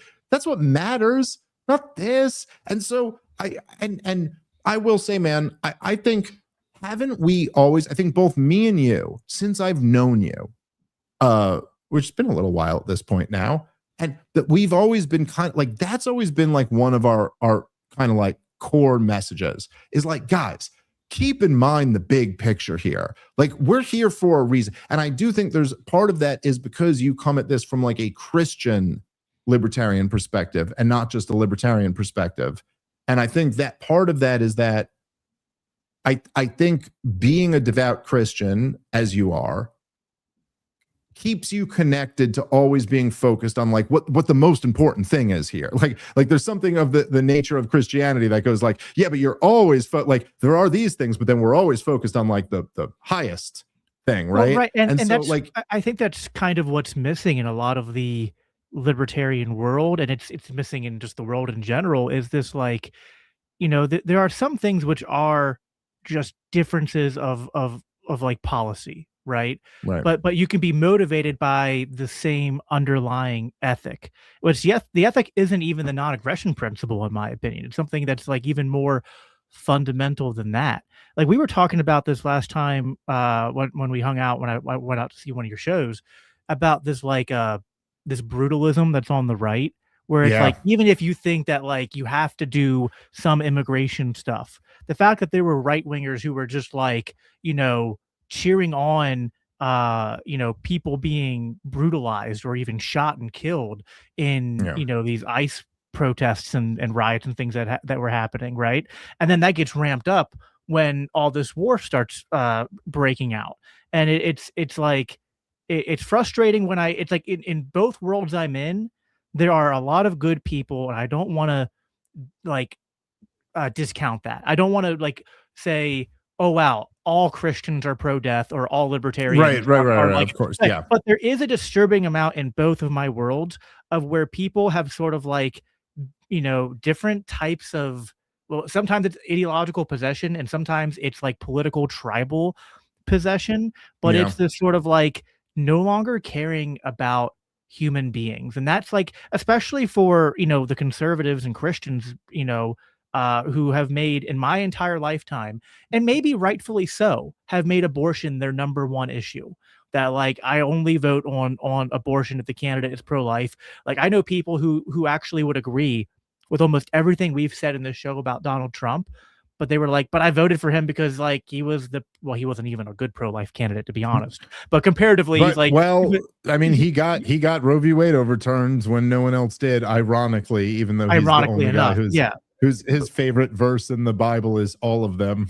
Yeah, right. But just the point being that like they're like, I know he's a horrible person, but I'm going to vote for him because of the abortion thing. It's okay. But then like I saw a mutual friend of ours, Captain in Capistan, and a few others when I titled this episode about that guy. Which I love him too. But he kind of critiqued my framing of this episode about like, is the right actually pro-life? Oh yeah, I saw that. I didn't understand what his I didn't understand what he was saying when he said that. Well, and I think he seemed to almost be taking it from the pro-choice position that, oh, so you're straw manning that the pro-life people are the only ones who believe in life or something like that. But I was like, no, what we're saying is that the justification for being pro-life was always saying that a life is a life, and an innocent life is an innocent life, and you can't be for a policy that takes innocent life. Like taking innocent life is evil. And now, if that's your standard, then man, how can you possibly, sit here and go, look, like, and by the way, I agree with you on that standard that I think, yes, I don't even like any of these terms like fetus or unborn or anything like that. Like it's a baby. You have a baby. I've had 2 of them inside my wife, and that was a baby inside my wife. I remember sitting there. I remember with my first child, I remember, literally my wife was like 3 days past her due date, and then we were at this OB appointment, and they were like, well, we're going to induce labor, and I didn't even know that was a thing at the time. And I was like, wait, what do you mean you're going to induce labor? Like, what? They go, we don't let you go more than a week over at this point. And I'm like, yeah, but like she was 3 weeks late. I was 3 weeks late. We've been talking to our moms about like when they were, and they're like, oh yeah, they used to do that, but we don't do that anymore. So we just had my daughter that day because doctors decided that she wouldn't have come for a few more days. You know what I mean? Or whatever, right. A week or whatever. It's like they decided that day. She wasn't unborn then and born now. She was my daughter. The baby that I held in my arms would have still been in my wife's belly had we been doing this 30 years earlier. And so I don't even like, yes, I believe abortion is killing a baby, but like, I also believe that dropping a tomahawk missile on Right. a girl's school is killing a bunch of babies. Like, Right. why is it, how can you have this like firm, pure, like if you're going to be, and look, we could get into, there's different schools of thought on like the exceptions to being pro-life. And I'm not even taking, I myself struggle with some of the exceptions sometimes or whatever, but like there are pro-lifers in this country who will go, hey, I know that you're 11 and I know you were raped by your uncle. And I know that, but we are going to force you to carry that baby to term because as terrible as that is, you cannot kill an innocent baby. Like this baby that's now been created, and look, I'm not even trying to trash the person who has that perspective. I don't know. That is an impossible situation, like those real edge fringe cases that are not the overwhelming majority of abortions. Because it's something like that, you can see both sides of that. If you can't see both sides of that, there's a problem with you. Like I'm not saying you can't come down on one side of that, but if you can't see that there is a fucking issue to saying we're going to force you to carry this baby to term even though you don't want to, when you didn't even but that requires underage and non-consent and all these things. But you're going to look at that, but you can't go, oh, but hey, if there's one terrorist there, we can just kill 5 innocent people to get that one terrorist. I'm sorry. That is absolutely, as I told Charlie Kirk and his audience, they're just absolutely incompatible positions. And if you are okay with the war version of that, then you are not really pro-life. Right. You're anti-abortion. You're anti-abortion maybe, but you are not pro-life. And so make whatever anti-abortion arguments you want to make, but don't give me any of this like sanctity of life stuff. Don't take away all your strongest arguments because you don't actually believe that if your policy, like again, being very, very specific here, because when you launch a policy like say Israel's, don't call it a genocide, Israel's totally not genocide in Gaza, or you launch a policy like Donald Trump's defensive war of necessity in Iran, like whatever you want to call it, you launch this policy knowing innocent people will die as a result of this. So maybe you're going, well, hey, if it kills, let's give a ratio that they've never succeeded in achieving ever. If it kills 10 bad guys for every one innocent person that it kills, then it's okay. Okay, then you're not a pro-life absolutist anymore. I'm sorry, right. Even if you accept that. Yeah, because it's the same thing as saying, well, yeah, abortion's tragic, but like if the baby's going to be born and not have a mother and a father and get into the system, like, and there's too many babies and the system can't support it, that's a consequence we just can't uphold. Like no pro-life conservative or Christian would accept that argument when it came to being like, well, we just have to accept abortion. It's tragic, but like it's just like this brutal aspect of life. You just have to, let some babies be killed in order to like, and even when they go common good, even when they go like, when they'll say abortion is murder, right? Like, what are they doing? They're going, remove the euphemism. Taxation is theft. It's the same thing. Stop calling it something else. Well, what is collateral damage? I mean, it's all the same as calling it abortion. That's not murder. That's collateral damage. That's not innocent people dying. That, it's like, no, if you don't have this principle that, okay, you're not, there are just certain things that you're not allowed to do, which essentially is the pro-life argument as best articulated by the best pro-life defenders. That the argument is like, look, I don't care what your situation is. Okay, I understand you're not ready for this baby. I understand that you're broke. I understand that the dad left you. I understand that, whatever the situation might be, all the exceptions to, that abortion that you could think of even. Okay, but the pro-life position is that all might be very real. You don't get to murder a baby. Right. And so like, that's okay. There's a problem. We got this regime that chants death to America. Okay. I'm totally with you. That's a problem. Okay. They've enriched uranium up to 60%. We're worried they could go up. Yep. Totally. Hey, guess what? You don't get to murder a baby. I don't know what it's the exact, it's the identical position. Yep. No, 100%. And what's really like, I want to be respectful of your time. I think we'll end on this and go through the super chats quick. But like, Sure. what the thing I'm frustrated with I'm good. most, Wife and kids are in bed. Okay, well, I'm ready. we'll go for a little bit longer. But it's like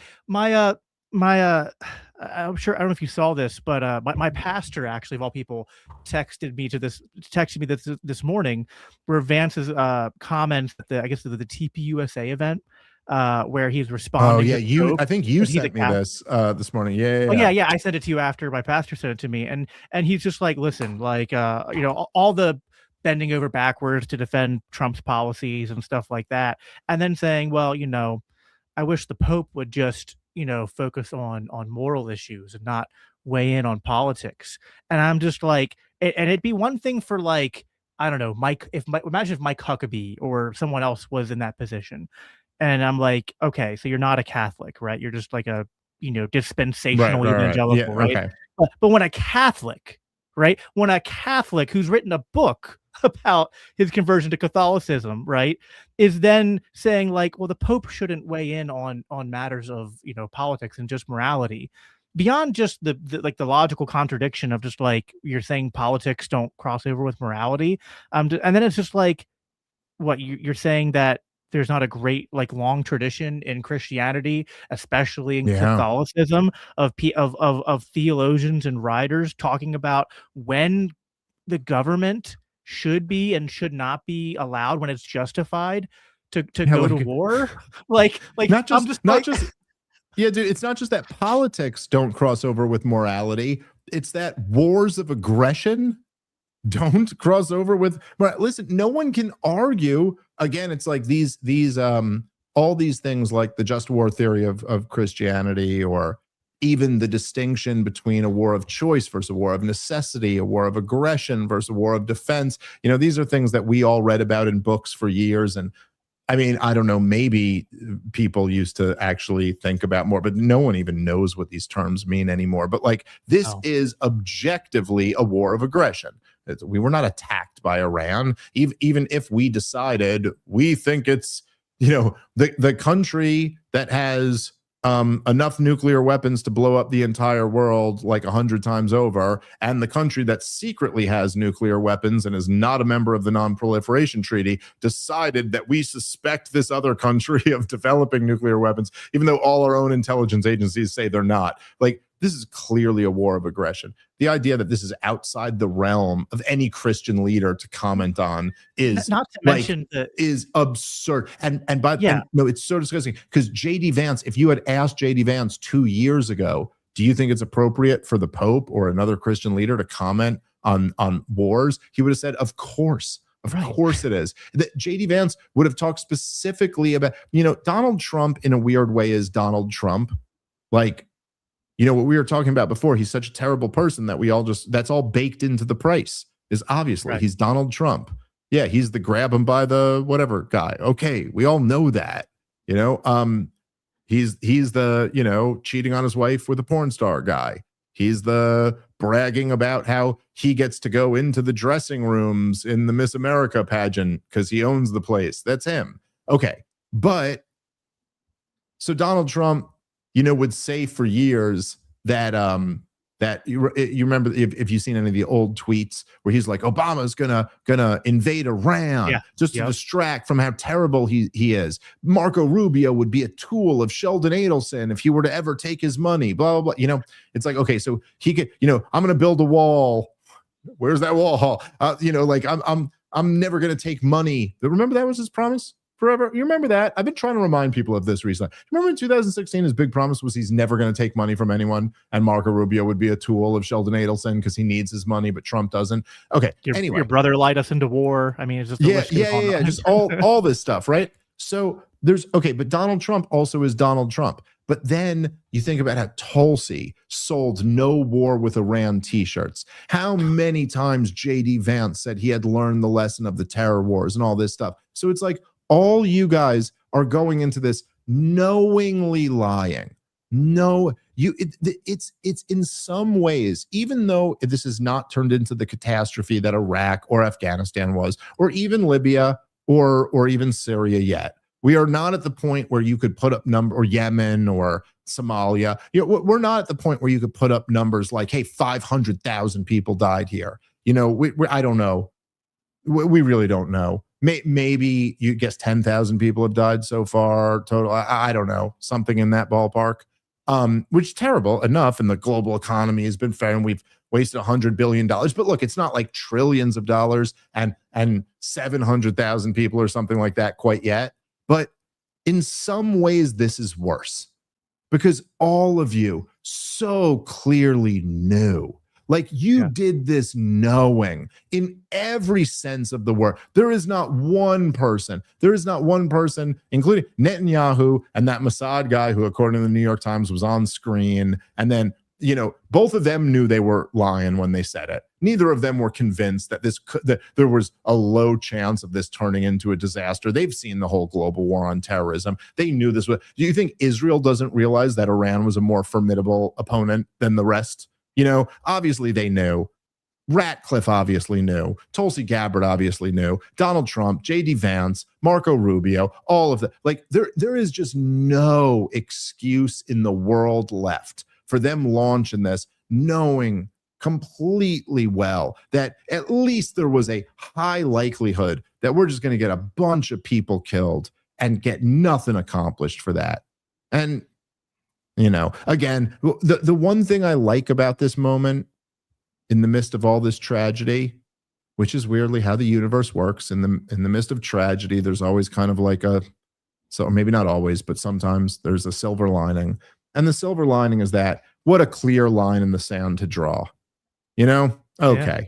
Anyone who can still be on board with this, you're over there. Anyone not on board with this, you're over here. And, even back to Austin's thing before where he's still trying to draw these other lines. Oh, but you'll talk to Anna Kasparian and you'll talk to this Chinese professor or you'll talk to this whatever. It's like, yeah, dude, I'm sorry. The line that I just split right there is not, it ain't ANCAP or minarchist. And it ain't even libertarian or authoritarian. And it's like, who's against this and who's not? And if you want to say, oh, no, you're playing with the other, out group because they believe in universal health care. So blue communism, like, okay, yeah.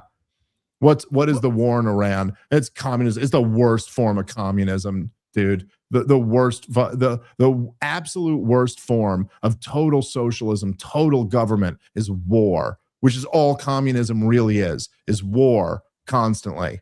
And that's our socialized force of killers are going to go over and bring hell to mankind.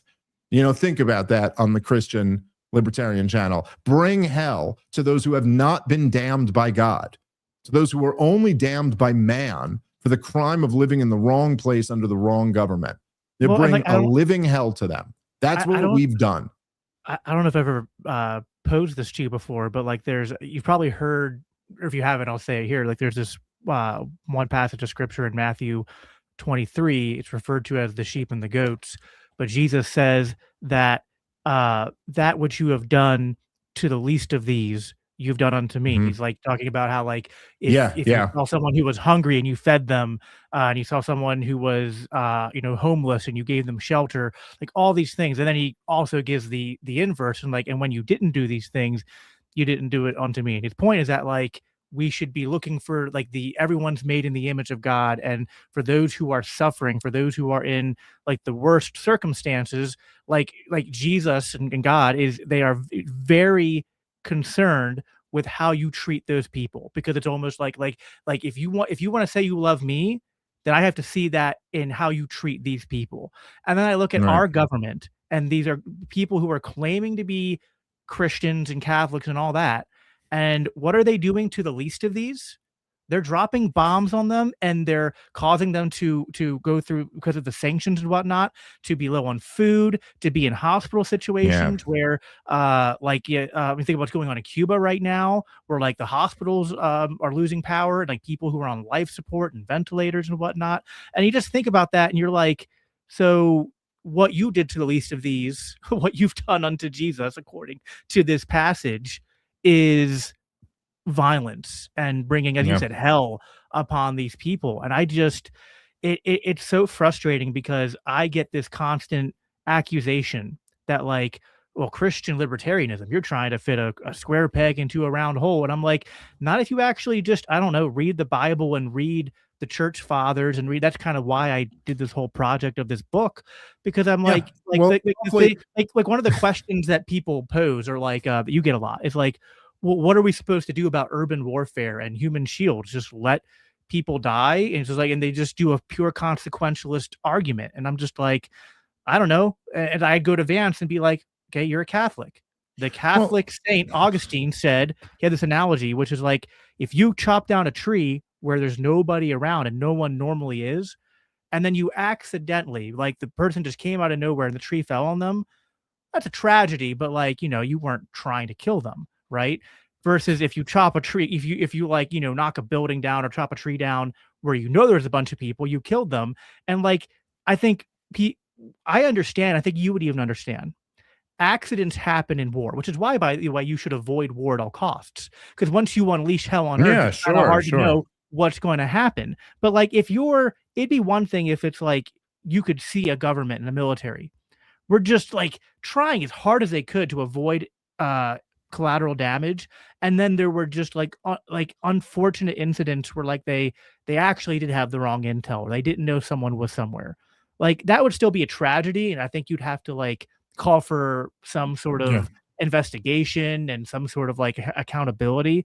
But it's a lot different to be like, we're not holding a standard of perfection. We're just saying you can't willfully go and just level entire buildings where you know civilians are just because it's harder. And like, what makes me mad is that like, this is what Christian theologians have been saying for thousands of years. And but then modern Christians today will, and again, if someone's not a Christian, I guess I have less to be upset about them, but especially when Trump's freaking comparing himself to Jesus, you know, just a doctor. Yeah, that's crazy. That's crazy that you got Jesus out of that image, man. That was a clear doctor, if ever I've seen one. Well, okay, so let me say this. So first of all, I do think there's for people who are going to say like, oh, there's like fitting Christianity into libertarianism is like a square peg in a round hole or whatever. And I say this as someone who's not a Christian, but I just kind of think objectively, like I'm not a Christian, but I have a lot of respect for Christianity. But I think that, I mean, all of the principles of natural rights, individualism, laissez-faire, free market capitalism, all arose in Christendom. And so if you're going to say that like these things are totally incompatible, it seems to me that like right away you got a little bit of an issue there, because okay, well, what's more compatible with it than that? And even when you say that, like, look, there is something, and I even think there's something about like the rabbinic Jewish tradition where a lot of times like libertarians are almost, there's a real similarity between Christian thought leaders, rabbinic Jews, where you're always thinking about these scenarios. Okay, but what would be moral in this scenario? And what would be moral? Okay, let's take this to another abstract scenario and think, well, what happened if this happened and this happened and this happened? And in a way, I'm not even like maybe as, and perhaps this is what some of that Zulu debate was about. I'm not as doctrinaire in all that stuff as I once was. I go, oh, look, I'm open to, even if you were to say like, if you could come up with some scenario where you go, look, there's a bomb headed our way, and we know that that's going to kill 20,000 of our people. And the only way to stop that is to drop a bomb on top of that bomb, you know, just theoretically, that will kill 20,000 of their people. And so a lot of those are innocent people. We're choosing their people over our people. And we could, you know, like some trolley cart situation almost in a way, you know, I'd almost be willing to listen to that and go kind of in the same spirit of the argument I was making with Zulu, that like, well, look, obviously, if I got to punch this guy in the face to save my little kid's life, I'm going to punch him in the face to save my little kid's life. But that doesn't mean that it wasn't immoral for me to punch him in the face in a sense. He still didn't deserve that. The same damage has been done. So I'm not saying this principle isn't universal. I'm just saying that, like, in this instance, even though the principle is the same as it is, the other side is so much bigger that, you know, like I'm willing to entertain the nuance of all of this stuff and even maybe agree with some of that. But so when you say, even your thing where people go, well, what do you do when someone's hiding behind a baby? Someone grabs a baby and now they're just allowed to murder whoever they want to. It's like, well, what's the scenario exactly?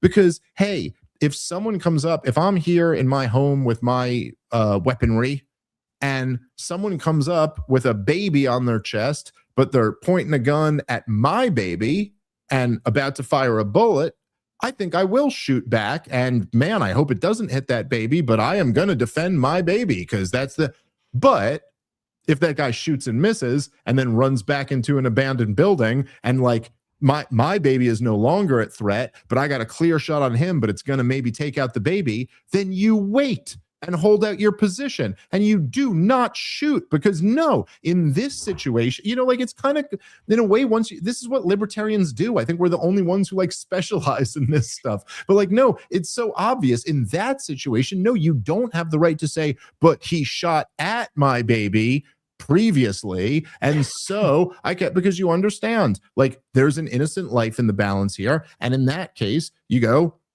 well, we got to wait. You can wait him out. You can negotiate. You can, there's several options, but collapsing the building on top of that guy and the baby, and then turning around and going, we have a 1-to-1 ratio, which is the best ratio you can get in modern warfare, is just not a serious, acceptable moral defense. And it's part of the reason why I like bringing up, as you started the show with guys like Ben Ferguson, like the just war theory of Christianity, and then the constitutional system that the framers laid out. Because even though I probably don't completely agree with either of those, I'm a lot closer to war, peace, and the state than I am to the Constitution or the just war theory of Christianity, to be honest.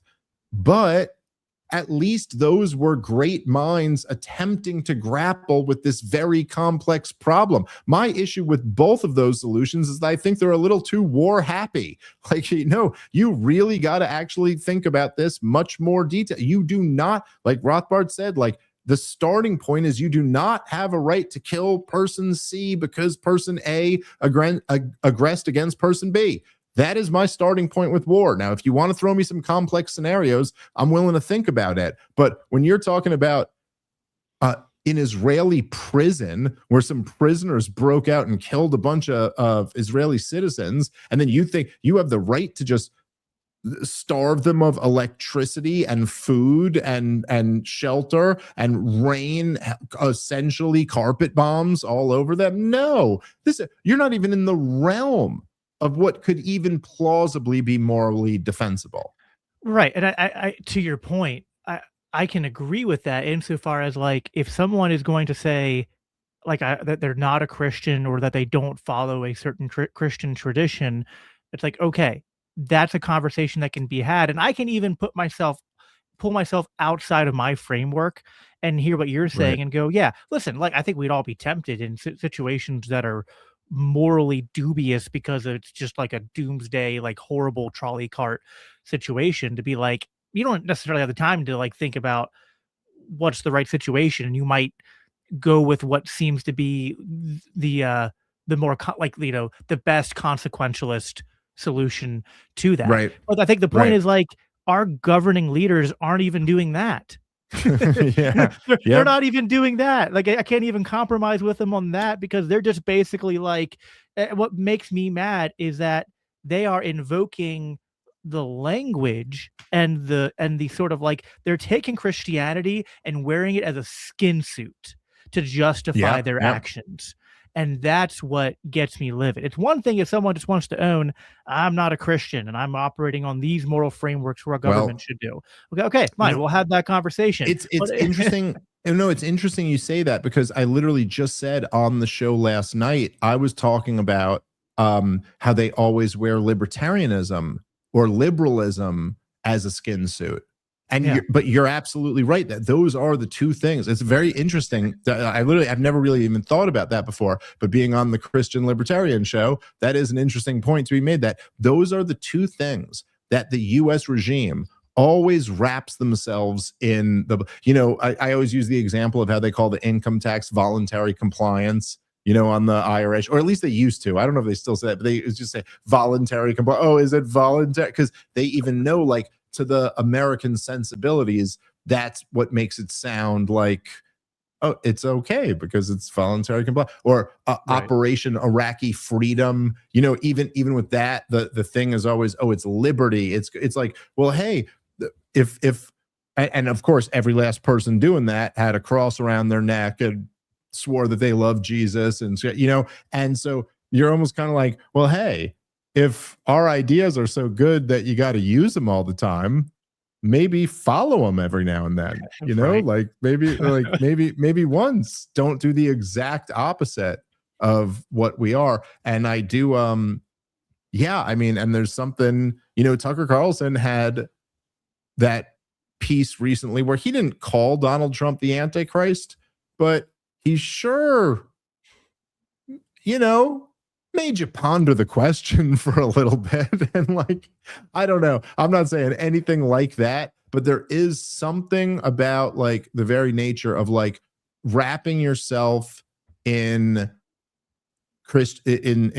the skin suit of Jesus Christ in some ways, quite blatantly, as you just said, on like memes like that, or just the language that he uses, and then committing like these horrific crimes against humanity. And even if you don't want to say like, even if you want to look at it from a totally secular atheist lens, for the libertarian portion of the audience here, who's not the Christian part, okay, but like, couldn't you see where wrapping yourself in libertarian language while imposing the most severe tyranny would be a particular profound crime? Like there'd be something even more particularly evil about like pretending that you are the savior while you are actually the opposite of that. Like there on some level, even if you don't believe in Christianity, you would recognize that like they're touching on a very specific, profound crime there. Like there's something about like the wolf in sheep's clothing, or the grandmother at the end of Little Red Riding Hood, who is, the wolf pretending to be the grandma. Like that is a particular thing. And I don't know. It's sort of so remember your immigration debate with the guy from Cato, forgetting his name right now. Alex Norwasta or something. Norwasta, like yeah. So you made this point, which I actually agree with, which was that like if your premise is everything should be voluntary, and then the policy you propose to follow is something that's like forcing everyone to accept something that is demonstrably against their will, then like check your premises. You might have gotten something wrong there.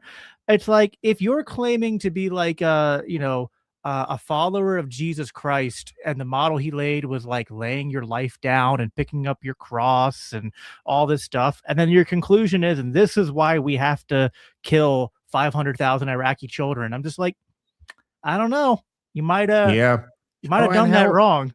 By the way, I thought that was the whatever. I don't know why I guess just because it was the last time I was on your show, but or one of the last times I was on your show. But I thought that was a real interesting moment in the debate with Zulu, which I'm not sure that accomplished anything. I think everybody who likes me came out of that like, it seemed to me like the response was everyone who liked me was like, oh my God, Dave just dismantled this guy. And everyone who liked him was like, Dave didn't even bring an argument or anything. And like, so I don't know, but I thought it was a real interesting point in that debate when I asked him, something along the lines of like, I went, wait, so like, but like, let's just say that you knew if you implemented all of your principles, even though you're completely convinced that they're deduced from first principles and they're totally logically irrefutable, but you knew that if you implemented them, all of us die immediately or something like that. And he went, well, I would probably go back to the starting board. And I was like, oh, that sounds a lot like if libertarianism led to some terrible outcome, I would reject libertarianism, which was like the whole thing and I did think there was something, because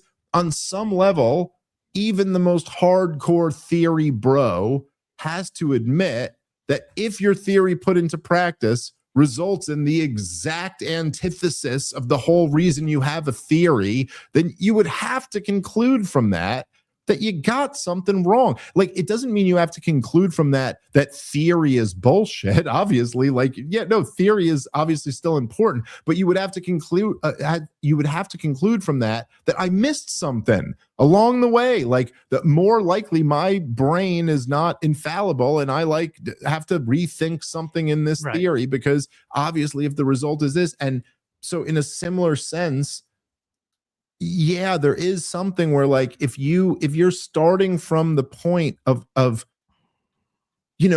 again, I'm not an expert in Christianity. I'm not trying to lecture anyone who I think a lot of people listening to the show probably know a lot more about it than me. But from my very basic understanding of it, part of the essential message of Christianity is like, look, the rule up until now was an eye for an eye.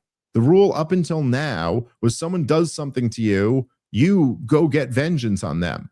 But I'm telling you, like, God has come back to tell you that actually the rule is no more fighting at all. And you have to even love that person who did something, the person who did something that really deserves to be hated, you still love that person. That's the answer. And that's salvation. And that's what this whole thing is about. And like,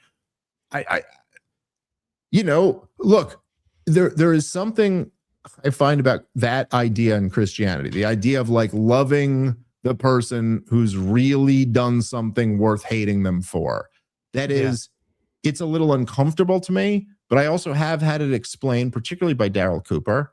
But a few Daryl's Christian friends of mine, but there's a few Christian friends of mine who have explained that in a way where, like, I really do see the beauty in that. But also, I think there's something about Christianity where it's almost like baked in that the assumption is that we are setting a standard that you will not live up to. You're not good enough to be a Christian, like that's almost like the first rule of being a Christian is that, first of all, this is a test that you will fail. And that every time you fail this, your requirement is to kind of feel bad about how you failed that. And then to try to not fail it again, which you will also fail at again, and then repeat like that. And just for that to be your starting point, and then your conclusion is we should wipe all of these people off the face of the earth, where you're like, wait a minute, are you absolutely sure you need to do that? That is me asking Zulu, if you believe that philosophy is for the betterment of man and the understanding of truth and all of this, but you implemented your philosophy and everyone dies immediately, doesn't that prove that your philosophy was wrong? And even he essentially had to go, yeah. And so I would almost say the same thing to Christians. To me, this just seems like it's like I'm not saying this is everything, but the fruit of a tree does to some degree prove the purpose of the tree. Like, that's what Jesus says. Yeah, right. Like there's well, look, I guess where I'll say it's not true. Again, I think I heard Tucker say this recently, and I thought maybe he said it with like a little bit too much certainty without a little bit of a caveat in it. But he said something like, the effect of a system is the intent. And I would say, I don't know if that's exactly true, because you could start a system with an intent that doesn't end up being the outcome. But I think what's a slightly more accurate statement is that if a system has an outcome and that system is perpetuated and continued, and knowing the outcome still perpetuated and still continued, then I think there is a point where you can go, yeah, I think the outcome is the intent of that. Like at a certain point, you're like, yeah, that is there is a truth that is revealed in, for example, if me and you would probably, we're ANCAPs in our heart of hearts. Maybe some ANCAPs will argue that there's been an anarcho-capitalist society at one point or the other, but really, there has not really been an anarcho-capitalist modern society that's been successful. But let's say a few of them really tried, and they all had the exact opposite intended goal of what we wanted. It was just a disaster. Every criticism of anarcho-capitalism that's ever existed came true. Foreign armies invaded. Children weren't protected. The standard of living drastically dropped. Like, if that happened 20 times, 40 times, 1,000 times. And we didn't even kind of start questioning everything. At a certain point, you'd go like, what do you really stand for here? That now it's fair to question your motivations at a certain point. That's why like I think as far as the libertarian side, it's like the non-aggression principle is not like my ultimate principle. It's like what I care about is peace and social cooperation. And if, and that's why I think Mises was right that property rights are that which lead to those things. But yeah, if like we ran the test 100 times, 1,000 times, and it was like crap, property rights are leading to constant. Anyway, yeah. Well, I should say all of that. That's not discounting theory at all. And that's not saying if you have an argument that you're like, hey, but you got to contend with this theoretical argument. You still have a really good point. Like that is all still very important. It's just that you also have to accept, like, essentially you can't be a complete consequentialist, but you also can't completely reject the importance of what the consequences of any system are. Yep. 100% agree. All right, let's get through these super chats quick, just to respect people's contributions. AT Alien for $5 says, I'm pricked up. That's a very Christian message. It's a part of the problem inside joke. That's a deep cut. It is. Took me a while to learn that one. the entire part of the problem Discord and insiders were just like dying when you read that one comment in the members show. It was just like anyway, no one knows what we're talking about, but it was like it lives in forever in infamy in our circles. Joseph Briggs for $50. Thank you very much for that. Jacob plus Dave, you guys both rock. Thank you very much. That's very nice. Free men die free. Sicko Box in the house. Heard this is where the donut homesteads are being auctioned. Yeah, they're just hitting us with all the inside jokes and references today. Donut homesteads. Fear the old blood. What's up, Michael? Evening, Jacob and Dave. Hope you are both doing well. Taxation is extortion, and to hell with the Fed and the IRS. Amen to that. Oh, and we did this. YouTube will withhold taxes from that super chat, which is they really will. And we forgot to we're doing it on tax day, right? Which I didn't think about that. That's a good point. I have been thinking about that for a few weeks, but I didn't think about that today. That today is actually the day. There's some kind of joke there about us both being Jewish and doing this on tax day. Dude, by the way, I don't know. I pay a ridiculous amount of money to my accountant because paying them money, I think, saves you money on the money that I have to pay to other things. And I would rather give him money than I'd rather give this Jew money than give the government Jews money. Okay. But he's a better Jew. He doesn't kill anybody. This guy, but I'm always just like, somehow I'm always like the last 3 days of tax day every year. I have like a professional team that I pay really well, but every year on the last 3 days, there's always like, you need this 1099, you need this, or we're going to have to file an extension and it's going to cost this much money. And literally every time. And I actually still forgot that today was the day, but for me, at least, cause I'm like I'm not like an employee. I'm an independent contractor or whatever, or I'm a business owner and whatever. But it's not even April 15th isn't the tough day. The tough day is whenever the day my accountant sends me back what the bill is. Oh, and then that's the day when you're just like, man, come on, dude. That's not cool.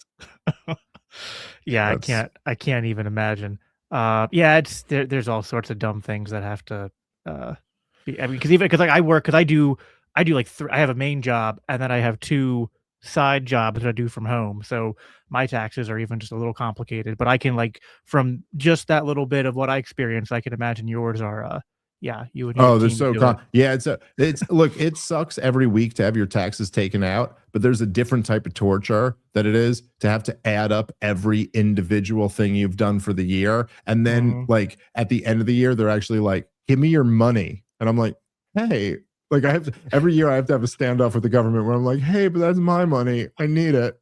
And they're like, no, we need it more.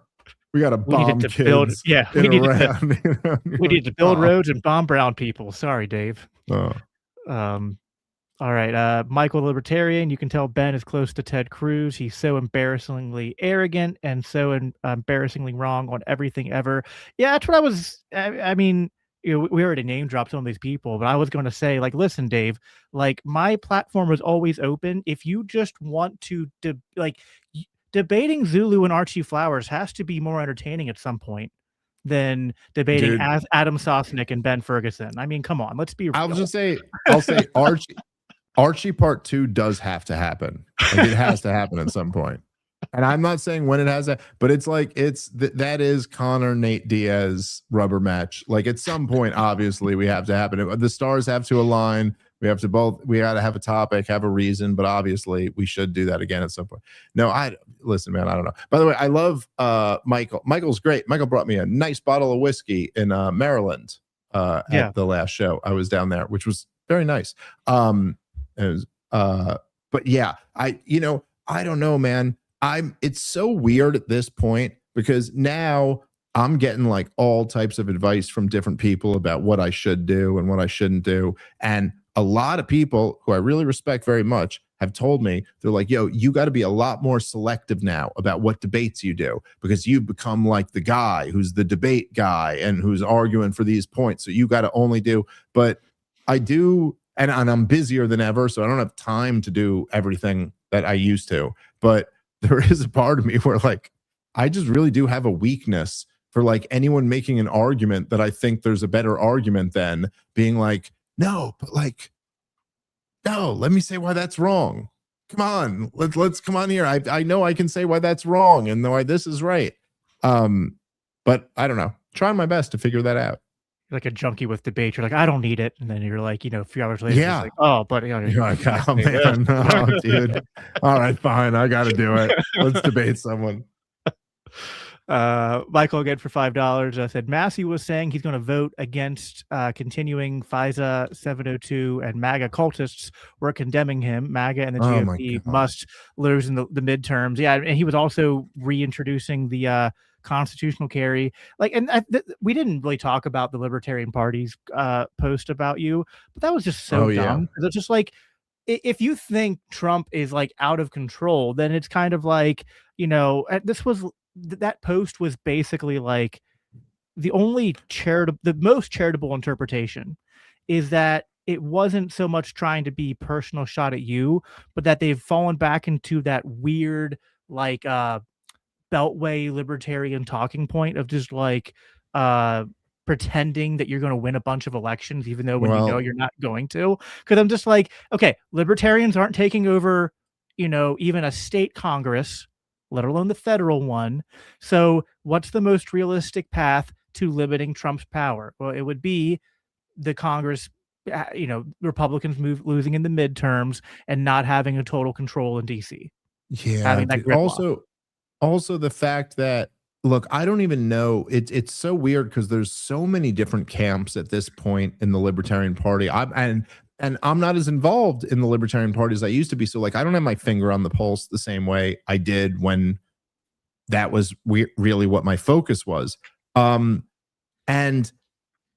so there's first of all, again, as I mentioned earlier in the show that they're responding to a clip of, I mean, we just eviscerate. I could not have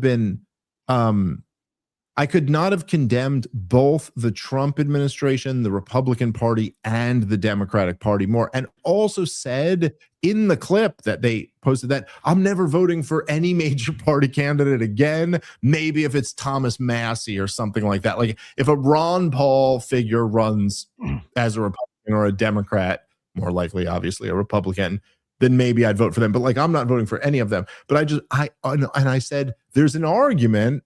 That was my quote. There's an argument that it's better if the Democrats win, obviously. I said, there's an argument that we would have been better off with Kamala Harris being president. By the way, there's an argument that it would have been worse That's what it means when you say there's an argument, right? Like, you mean there's an argument.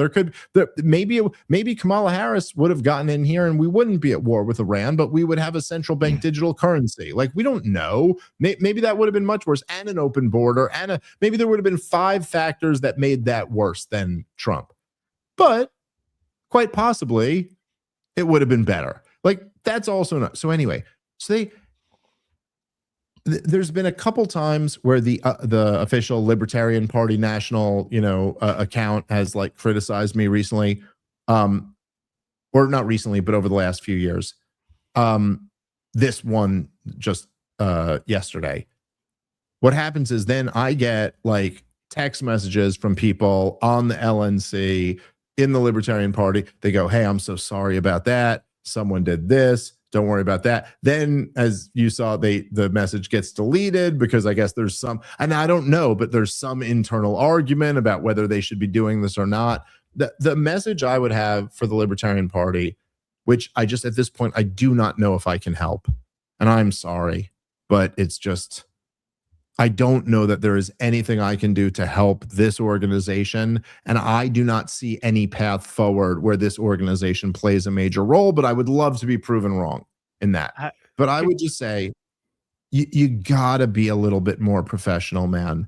And you guys gotta be able to think about like the most basic strategy. Look, I was, at right after we took over the party in Reno, I asked Angela, I don't know if I've ever told this on your show. I think I've said some of this publicly, but I told Angela at Reno that night after we won the whole thing, I told Angela and I go, "Listen, this is the only demand I'm going to make after leading this whole charge."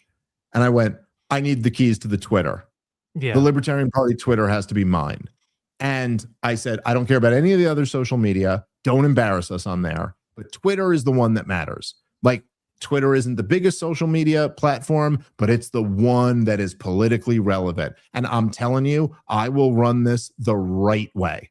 Like, I will run this the right way. This will be, if there's one thing I know, it's libertarian messaging that works and resonates with people. Like, I'm not up there with the best in many things, but this is what I do. So let me do this.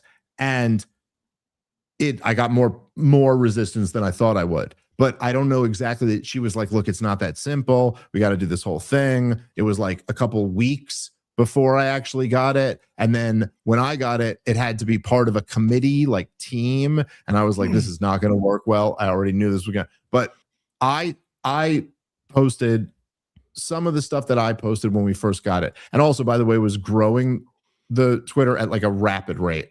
And then, of course, I grew it to be a bigger Twitter following than my Twitter following. And then, of course, then I stopped doing it. And then, because I couldn't control it. And then anyway, whatever. But the first things I tweeted was, I said something about how, like, Ron Paul and the Mises Institute and all these and Hans Hermann Hoppe and Lou Rockwell have been disrespected by the Libertarian Party in the past. That is no longer the case. The Libertarian Party is now a home for all of those Ron Paul libertarians, and it is also a home for all of the Cato libertarians and all of the Reason libertarians and all that. Like, when I was in charge of that shit, man, and then there were other people on the team who tweeted things that I thought were not right, but whatever.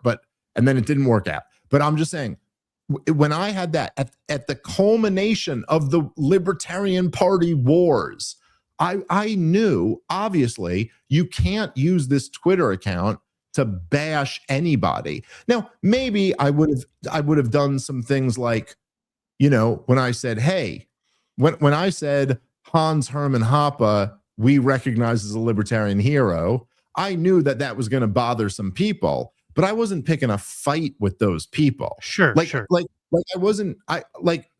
Like that's the balance you got to make. So if you wanted to criticize me, you could go, hey, there's this libertarian who's making the exact opposite argument, and we really like this argument that he's making. But you shouldn't be like, I would never have used that account to trash Gary Johnson or even trash Bill Weld, because that's not what the official Libertarian Party account should ever be doing.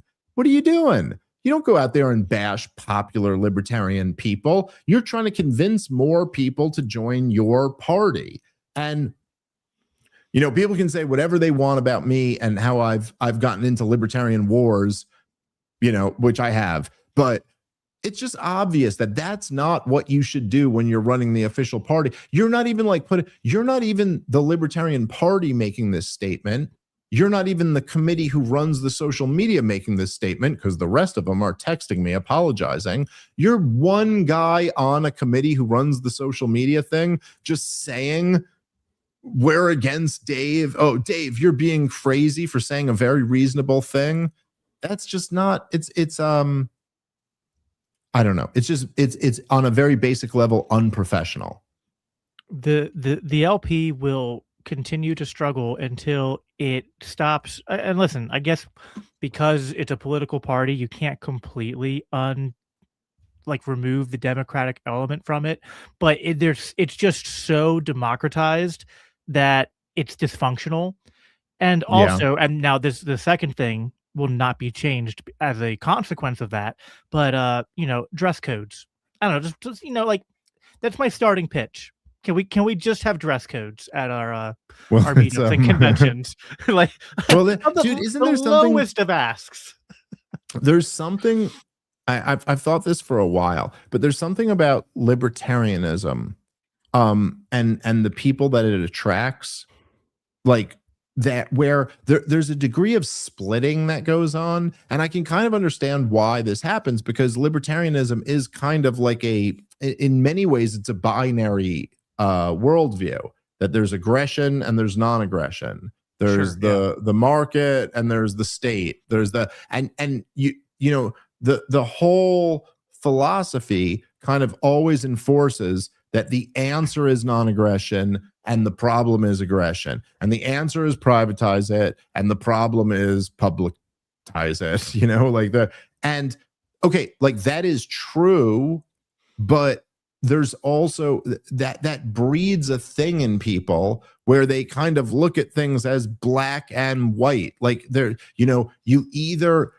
was this one, I don't know. I swear I don't know how this video actually made it to me, because it was every now and then I'll see a video about me that has 21 views, but someone's just talking about me. And sometimes I'll be kind of interested. If I happen to have a moment in bed and the kids are asleep and all this, I'm like, let's just see what this random person is saying about me. Because I don't know, you might learn something from that. It's not the worst thing to hear.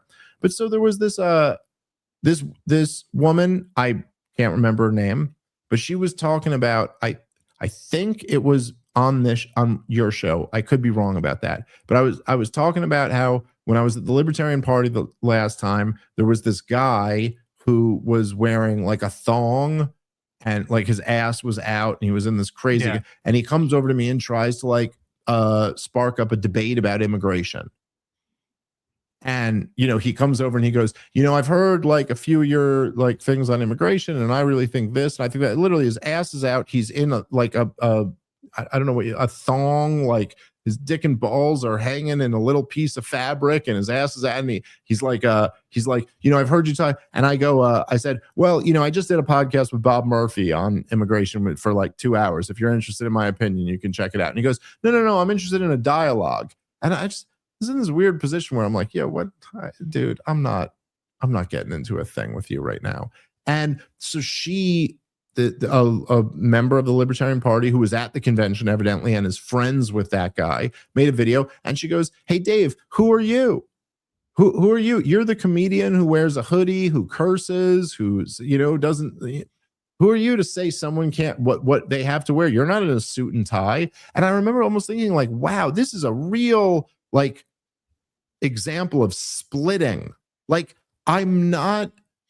Too many libertarians get sucked into this thing where it's we got to be Rage Against the Machine, or we got to be the I don't know, the agents in the Matrix or something like that. We got to be ultra trad calves, or we have to be ultra degenerates. Listen, man, like, come on. A lot of these things, again, like, I know the libertarianism kind of, it breeds splitting. It breeds this false binary, which, like, there is a very real binary between aggression and non-aggression. I'm just saying that, like, it breeds this thing where it's like, yes, that is true. It is true that I wear hoodies. It is true that I curse. It is true that and maybe that's the wrong decision. You know, maybe I should have cleaned it up a long time ago. Maybe I should clean it up now. Maybe it's too late for me and I can't clean it up now. But the point is that there's also a big difference between, like, I can at least go on very serious, large platforms and convince people that what I have to say is something that should be taken seriously. And a grown man in a thong cannot, like, you know. And so, like, again, I'm not saying, like, the Libertarian Party, I think they should troll, you know, senators and the president, and there's room for humor. And I'm not saying, like, you got to be super professional, but it's also like, look, the Libertarian Party Twitter account shouldn't be attacking Justin Amash. It shouldn't be attacking Gary Johnson. It shouldn't be attacking, like, any, because no, that's not the role. And so with all of these things, it's like, look, I know it's not an objective standard. It's a subjective standard, but just be, like, reasonably professional. And when I say professional, I just mean respectable enough to other grown men that other grown men, and to a lesser extent grown women, could look at you. Sorry, ladies, there's a lot less of you watching than there are men. And, you know, like, to have some potential to maybe convince the person who's listening to you that that guy makes a point. That guy's someone I should support. That, you know, that's all I'm saying. Yeah, no, I think that's fair. AT Alien, Trump's great economy for $5. Thank you. Said 40% of Americans don't have $500 in savings, and it costs $300,000 to raise a kid. Now, I will make a slight pushback there, which is that, like, some of the studies that talk about how much it costs to raise a kid are, I think, a little bit flawed in their like methodologies or whatnot. It does cost a lot to raise a kid and do it well, but, like, I just, it's two things are true at once. I know the inflationary economy hurts the ability for families to grow and thrive. In fact, I had Jeff Degner on my show last year, and he wrote this, like, you know, collegiate level, like, book on the effects of the inflation culture on families and stuff like that. I get that, but I also, like, want to push back against that and be like, yeah, it's a little tough, but also, like, I don't think that should mean that you shouldn't have kids. It's like, because absolutely. There's something like that actually accelerates the race to the bottom in this whole thing, I think. So, yeah. Oh, dude, let me, you know, I'm glad you brought this topic up, because, again, and I think actually what I was just saying transitions into this fairly well there, because there's nuance to this, man. There's a few different things that are going on at the same time. And I think it's really important to get. So, like, number one, yes, it is absolutely true that the particularly the monetary policy of the government we live under, and then, of course, a lot of other factors, the fiscal policy and regulatory policy and stuff. But yes, they have driven the costs of, like, the basic building blocks of families up enormously. And the average first-time home buyer in America is 40 years old at this point. This is crazy. You cannot have a functioning, decent, moral society when young men have no avenue to buy a house. I mean, if you can't, like, that is just, that's the most basic thing that you need to have a moral society, is that young men got to be able to at least own a house, because then maybe they could, like, have a woman in that house and, you know, have kids with the same woman who's in that house. And, like, is so, and then there's a ton more than that. And so, like, it is absolutely true that lots of government policies have really made it much harder to achieve the most basic of what you would call the American dream, like owning your own house and having your own family and having your own little plot, your own little fiefdom, which, by the way, is more important than anything else in life. As anyone who knows anything, anyone with an ounce of wisdom will tell you is actually the most important thing in life, is that you're able to like create your own little world, your own little family, your own little thing, be a really important figure in the people's lives who are with you every single day. And, you know, as you know, Jacob, me and you have talked about this many, many times before, but there's, you know, you got a whole bunch of kids, and I got a couple little kids, and every day, every single day, I just have the greatest thing that's ever happened in the history of the world happens in my house. Like every day. Like today, I could give you like 5 moments. Like my 4-year-old runs into the other room where me and my wife and my daughter and my in-laws are, and he screams out that he has an announcement, but he can't say announcement because he's 4. So he says meowncement, and he just runs into the room and he goes, everybody, I have a meowncement. I'm putting on a show. And you're like, this is just the greatest thing I've ever seen in my life. Like, it's just so anyway, there's a real problem that the government has so screwed over the people that is so much more unachievable than ever before. Also, at the same time, if I'm being completely honest, if you live in the United States of America and you're a grown adult and you don't have $500 put away, a lot of that's on you. Yeah. Both of those things are true at the same time. What do you mean you don't have $500 put away? I mean, come on. Like this is not being unreasonable. You live at a standard of life that my grandfather, like the person who doesn't have $500 put away, has so much of that is driven by the fact that there's incredible debt that all these people have because they have flat screen TVs and they have, you know what I mean? They have things that like you don't need at all. And look, maybe it's easy in my perspective, you know, from where I am to talk about this, but I remember talking about this when me and my wife first got together, and I was not making a lot of money at that time at all. I was just making a very reasonable amount of money, like a salary at a regular job, not a particularly good salary. And I was always like, as soon as we got together and we got married, and when she got pregnant and we were about to have a baby, I was like, look, I don't care if we're in a 1-bedroom apartment or a mansion. What matters is this. And there's so many people who, you know, to your point of like, should you not have kids? I mean, come on, man. There are so many people, generations for thousands of years, had kids before you in situations that were so much dire than the situation you're in right now. And that's literally the reason you exist. The reason you exist is because someone else had a kid in a situation so much worse than you could imagine. Like on a dirt floor, on not even a dirt floor, on a grassy field. All of us are only here because someone had kids in a situation just you can't even imagine, up against a tree. You know what I mean? Like if you go back far enough. And so I just hate that stuff. The nerve of you to say that I get to stop at this point in the chain of you know, this whole thing and go, no, it's too hard because the price of housing is high. You know, you do whatever you got to do. You live above a garage, you live with your parents, you live with roommates, whatever, man. You keep this thing going. You have an obligation to do that. You have an obligation to do everything you can for the next generation.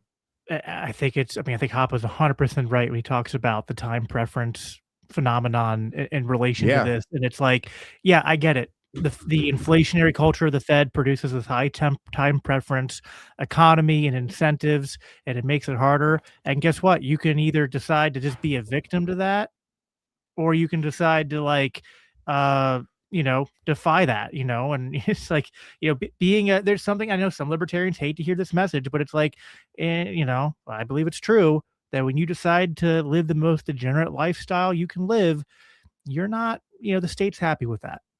They're not threatened. I completely they are agree. Threatened by strong families and strong communities and strong churches.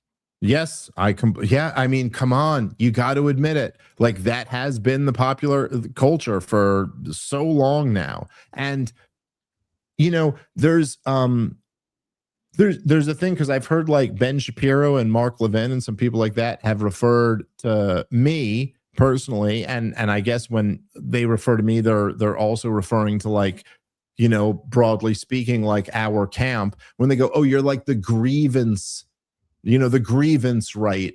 And Yeah. you know, there is, you know, you go like, look, first of all, every political camp has grievances. Everyone has grievances. Otherwise, you wouldn't be politically active at all if you didn't have grievances. So there's something unfair about that. But complaining about grievance politics is in itself grievance. yeah, exactly. Exactly. Yes, that is a very good point. It is like a self-contradictory, you know, position to take. But so the point is that, okay, so yeah, of course, obviously we do have grievances, but there's no reason why you can't have that and also go, yeah, there are pitfalls to, like, falling into, you know, feeling bad for yourself or something like that. And so, okay, we've got a particular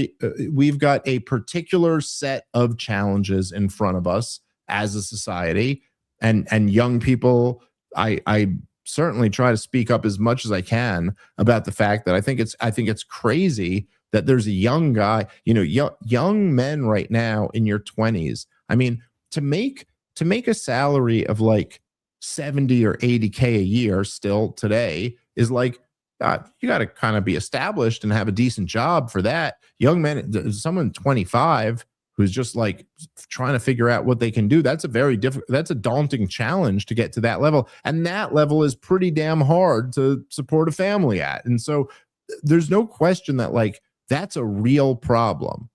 Also, like, the answer if you're a 25-year-old is not to start feeling sorry for yourself. It's to start going, okay, all right, how do I put this together? How do I make this happen? And, you know, there's been people I bring up a lot because we're, you know, me and you were talking about the Mises caucus and all this, but Ludwig von Mises himself, like, he was like run out of Europe and had his library burned down and had this crazy story. He came here. He published, if I'm getting this right, I think he published Human Action after he came here. He published books that were not in his original language that are, like, to this day, you know, and, like, I don't know. People went through way worse than whatever you're going through. So, okay, you know, the problems are real. It sucks. And now get on with it. Yeah. No, I think that's exactly right. Let's get through the rest of these quick. Where were we? Oh, what is it with people named Austin in the Liberty Sphere being absolutely all on forward? I don't know, man. That's a conspiracy theory for you. Well, that is something we're gonna have to get to the bottom of that at some point. Yes. Philip, have you ever been to 1930s Germany? No, I have not, but I don't think Douglas Murray's been to Iran. So, oh yeah, that is unfortunate. Yep. Didn't help when he went to Ukraine, though. That didn't give him any special knowledge. Well, they still might win. Give him time. Let him cook. Oh gosh. Proud to see Luis J. Gomez bravely oppose war. Thank you for that, Phil. I am too. Michael, again, $10. I regret to inform you that I, a radical Hoppian, am in fact a leftist, according to James Lindsay, for not being pro-Israel class. You know, listen, I tried to give James Lindsay so much rope. I even had him on my show, and you know, had like a half. But it's just like at some point, especially right now, it's just like, it's just so obvious what he's doing. And it's also just, I'm sorry, I'm going to go off here like that. This whole thing that, like, oh, Hoppe was talking about things that Marx got right about class theory, so that makes Hoppe a Marxist and woke right. And I'm just like, I mean, first of all, not only does class theory predate Marx, but it's just like, what, are you just saying that anytime you have any sort of model for society where, like, there are people with power who are, you know, manipulating or oppressing people below them, that's critical theory and that's wokeism? And just like, all right, so like, what were the abolitionists woke? Like, it's just, it's so dumb. It's so dumb, dude. I mean, I remember when because they just brought up Austin Peterson, but when I debated him, and it was like, I think pretty shortly after October 7th, it was like, I want to say late 23 or something like that. And he goes, wait a minute, dude. So you're saying like the Israels are the oppressors and the Palestinians are the oppressed. So that's critical theory, man. And I'm like, wait, what? Like, no, critical theory is the idea that everything is seen through the lens of oppressor and oppressed. Right. If you ever think anyone is oppressed, that doesn't like that. Not. Are you saying you believe no one is ever oppressed? Like, because that's like the inverse of critical theory, which is equally retarded. So right. what are you saying? Like, and you know, there is something with guys like James Lindsay. There's been a few of them now for me, where so I mean, James Lindsay has probably trashed me like hundreds of times at this point. You know, tweets at me all the time, and it's always kind of like trying to get a reaction out of me. There's also like Mark Levin and Ben Shapiro and Sam Harris and Gad Sad. And there's just a whole bunch. There's like a whole long list of people who like, you know, have had all these things to say. And then my response is always like, hey, come on my podcast tomorrow. Hey, come on. And then they go, oh, you're a debate me, bro. I won't debate you. So you're like, oh, so, okay. So you just won't actually take on the argument, but you'll spend a fair amount of time talking about it. Oh, like, okay, fair enough.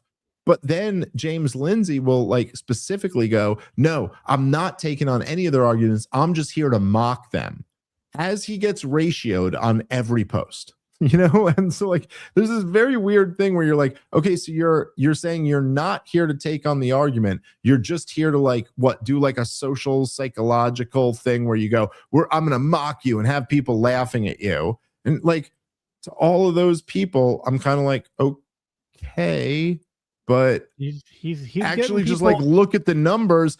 I promise you, I'm gonna have a lot more people laughing at you. Yeah, people are laughing. Like, they're not yeah.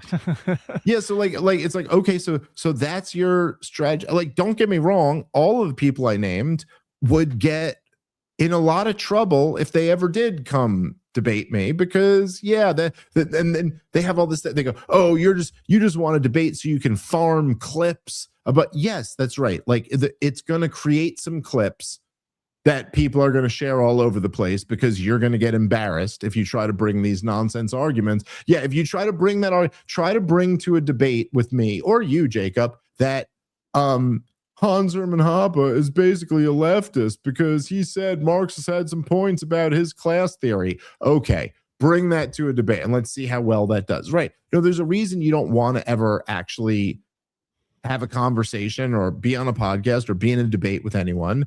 And then, okay, so yeah, you're going to sit here and say you're trying to make everyone laugh at us. Meanwhile, objectively, you see Liam McCullum just ratioing Mark Levin, ratioing the shit out of him. It's like, I hope Liam's doing okay, by the way. I hope he found a job after being let go by the Blaze. That was tough. It was tough. It was a big deal for us. You know, it was a big deal for us to have our young star, Liam, up on the Blaze.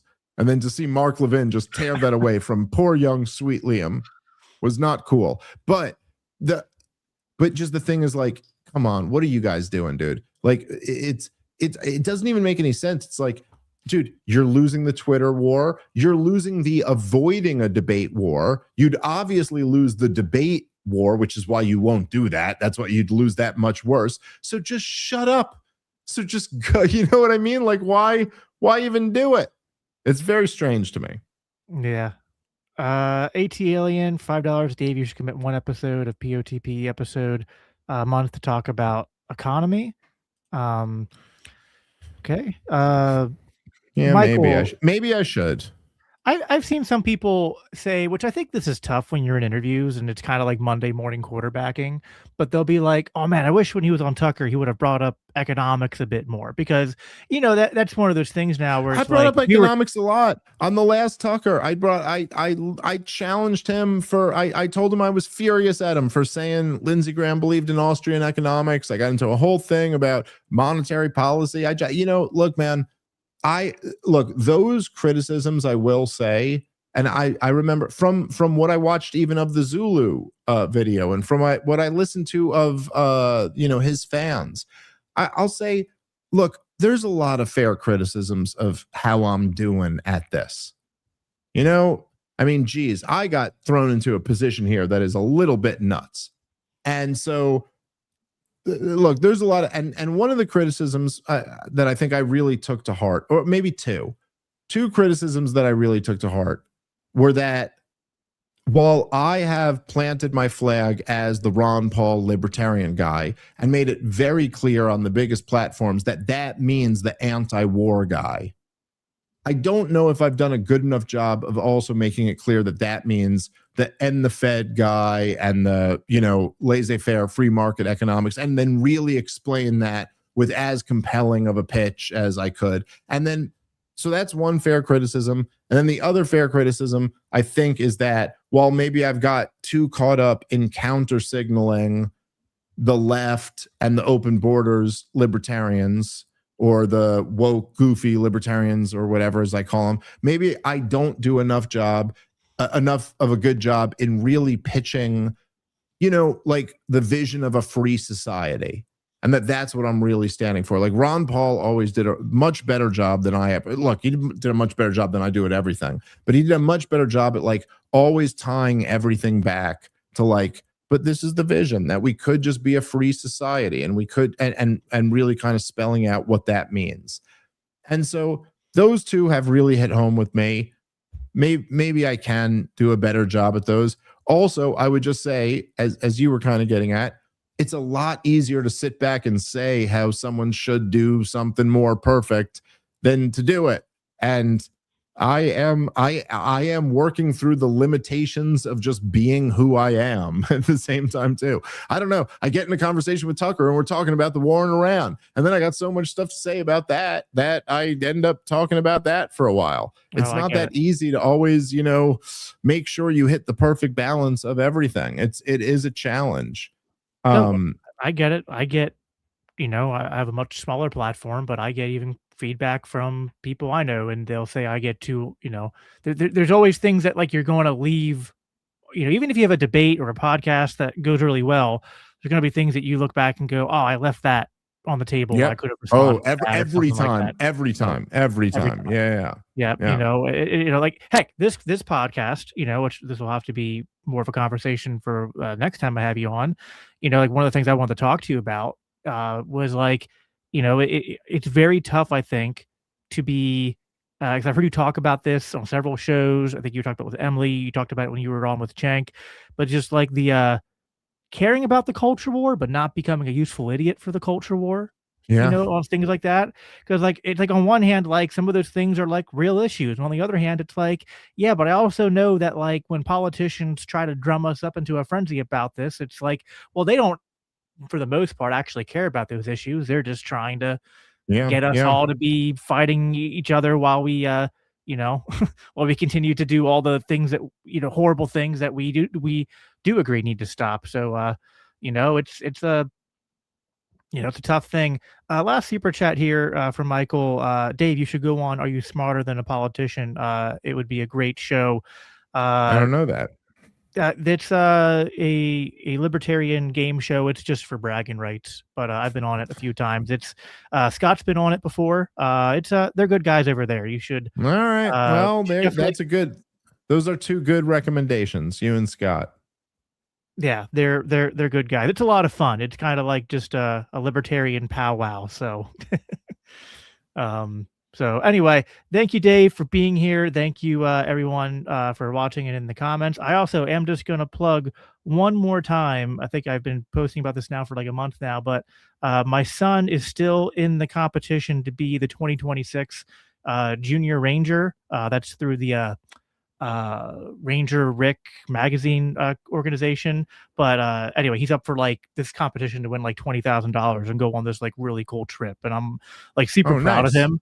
I'm super proud of him. He got through like the first round of competition and all that, and he's still in like second place. So if everyone can still continue to vote for him once a day, to help give him the best chance possible. I really appreciate that. You know, like, what am I going to do? Have a platform and not try to support my kid? And, you know, one of the coolest things that ever happened to him. It's really cool that he even just made it this far, but I think he's got a good chance. So anyway, thanks, Dave, for being on here. Thanks for everything you do. Thanks everybody for listening.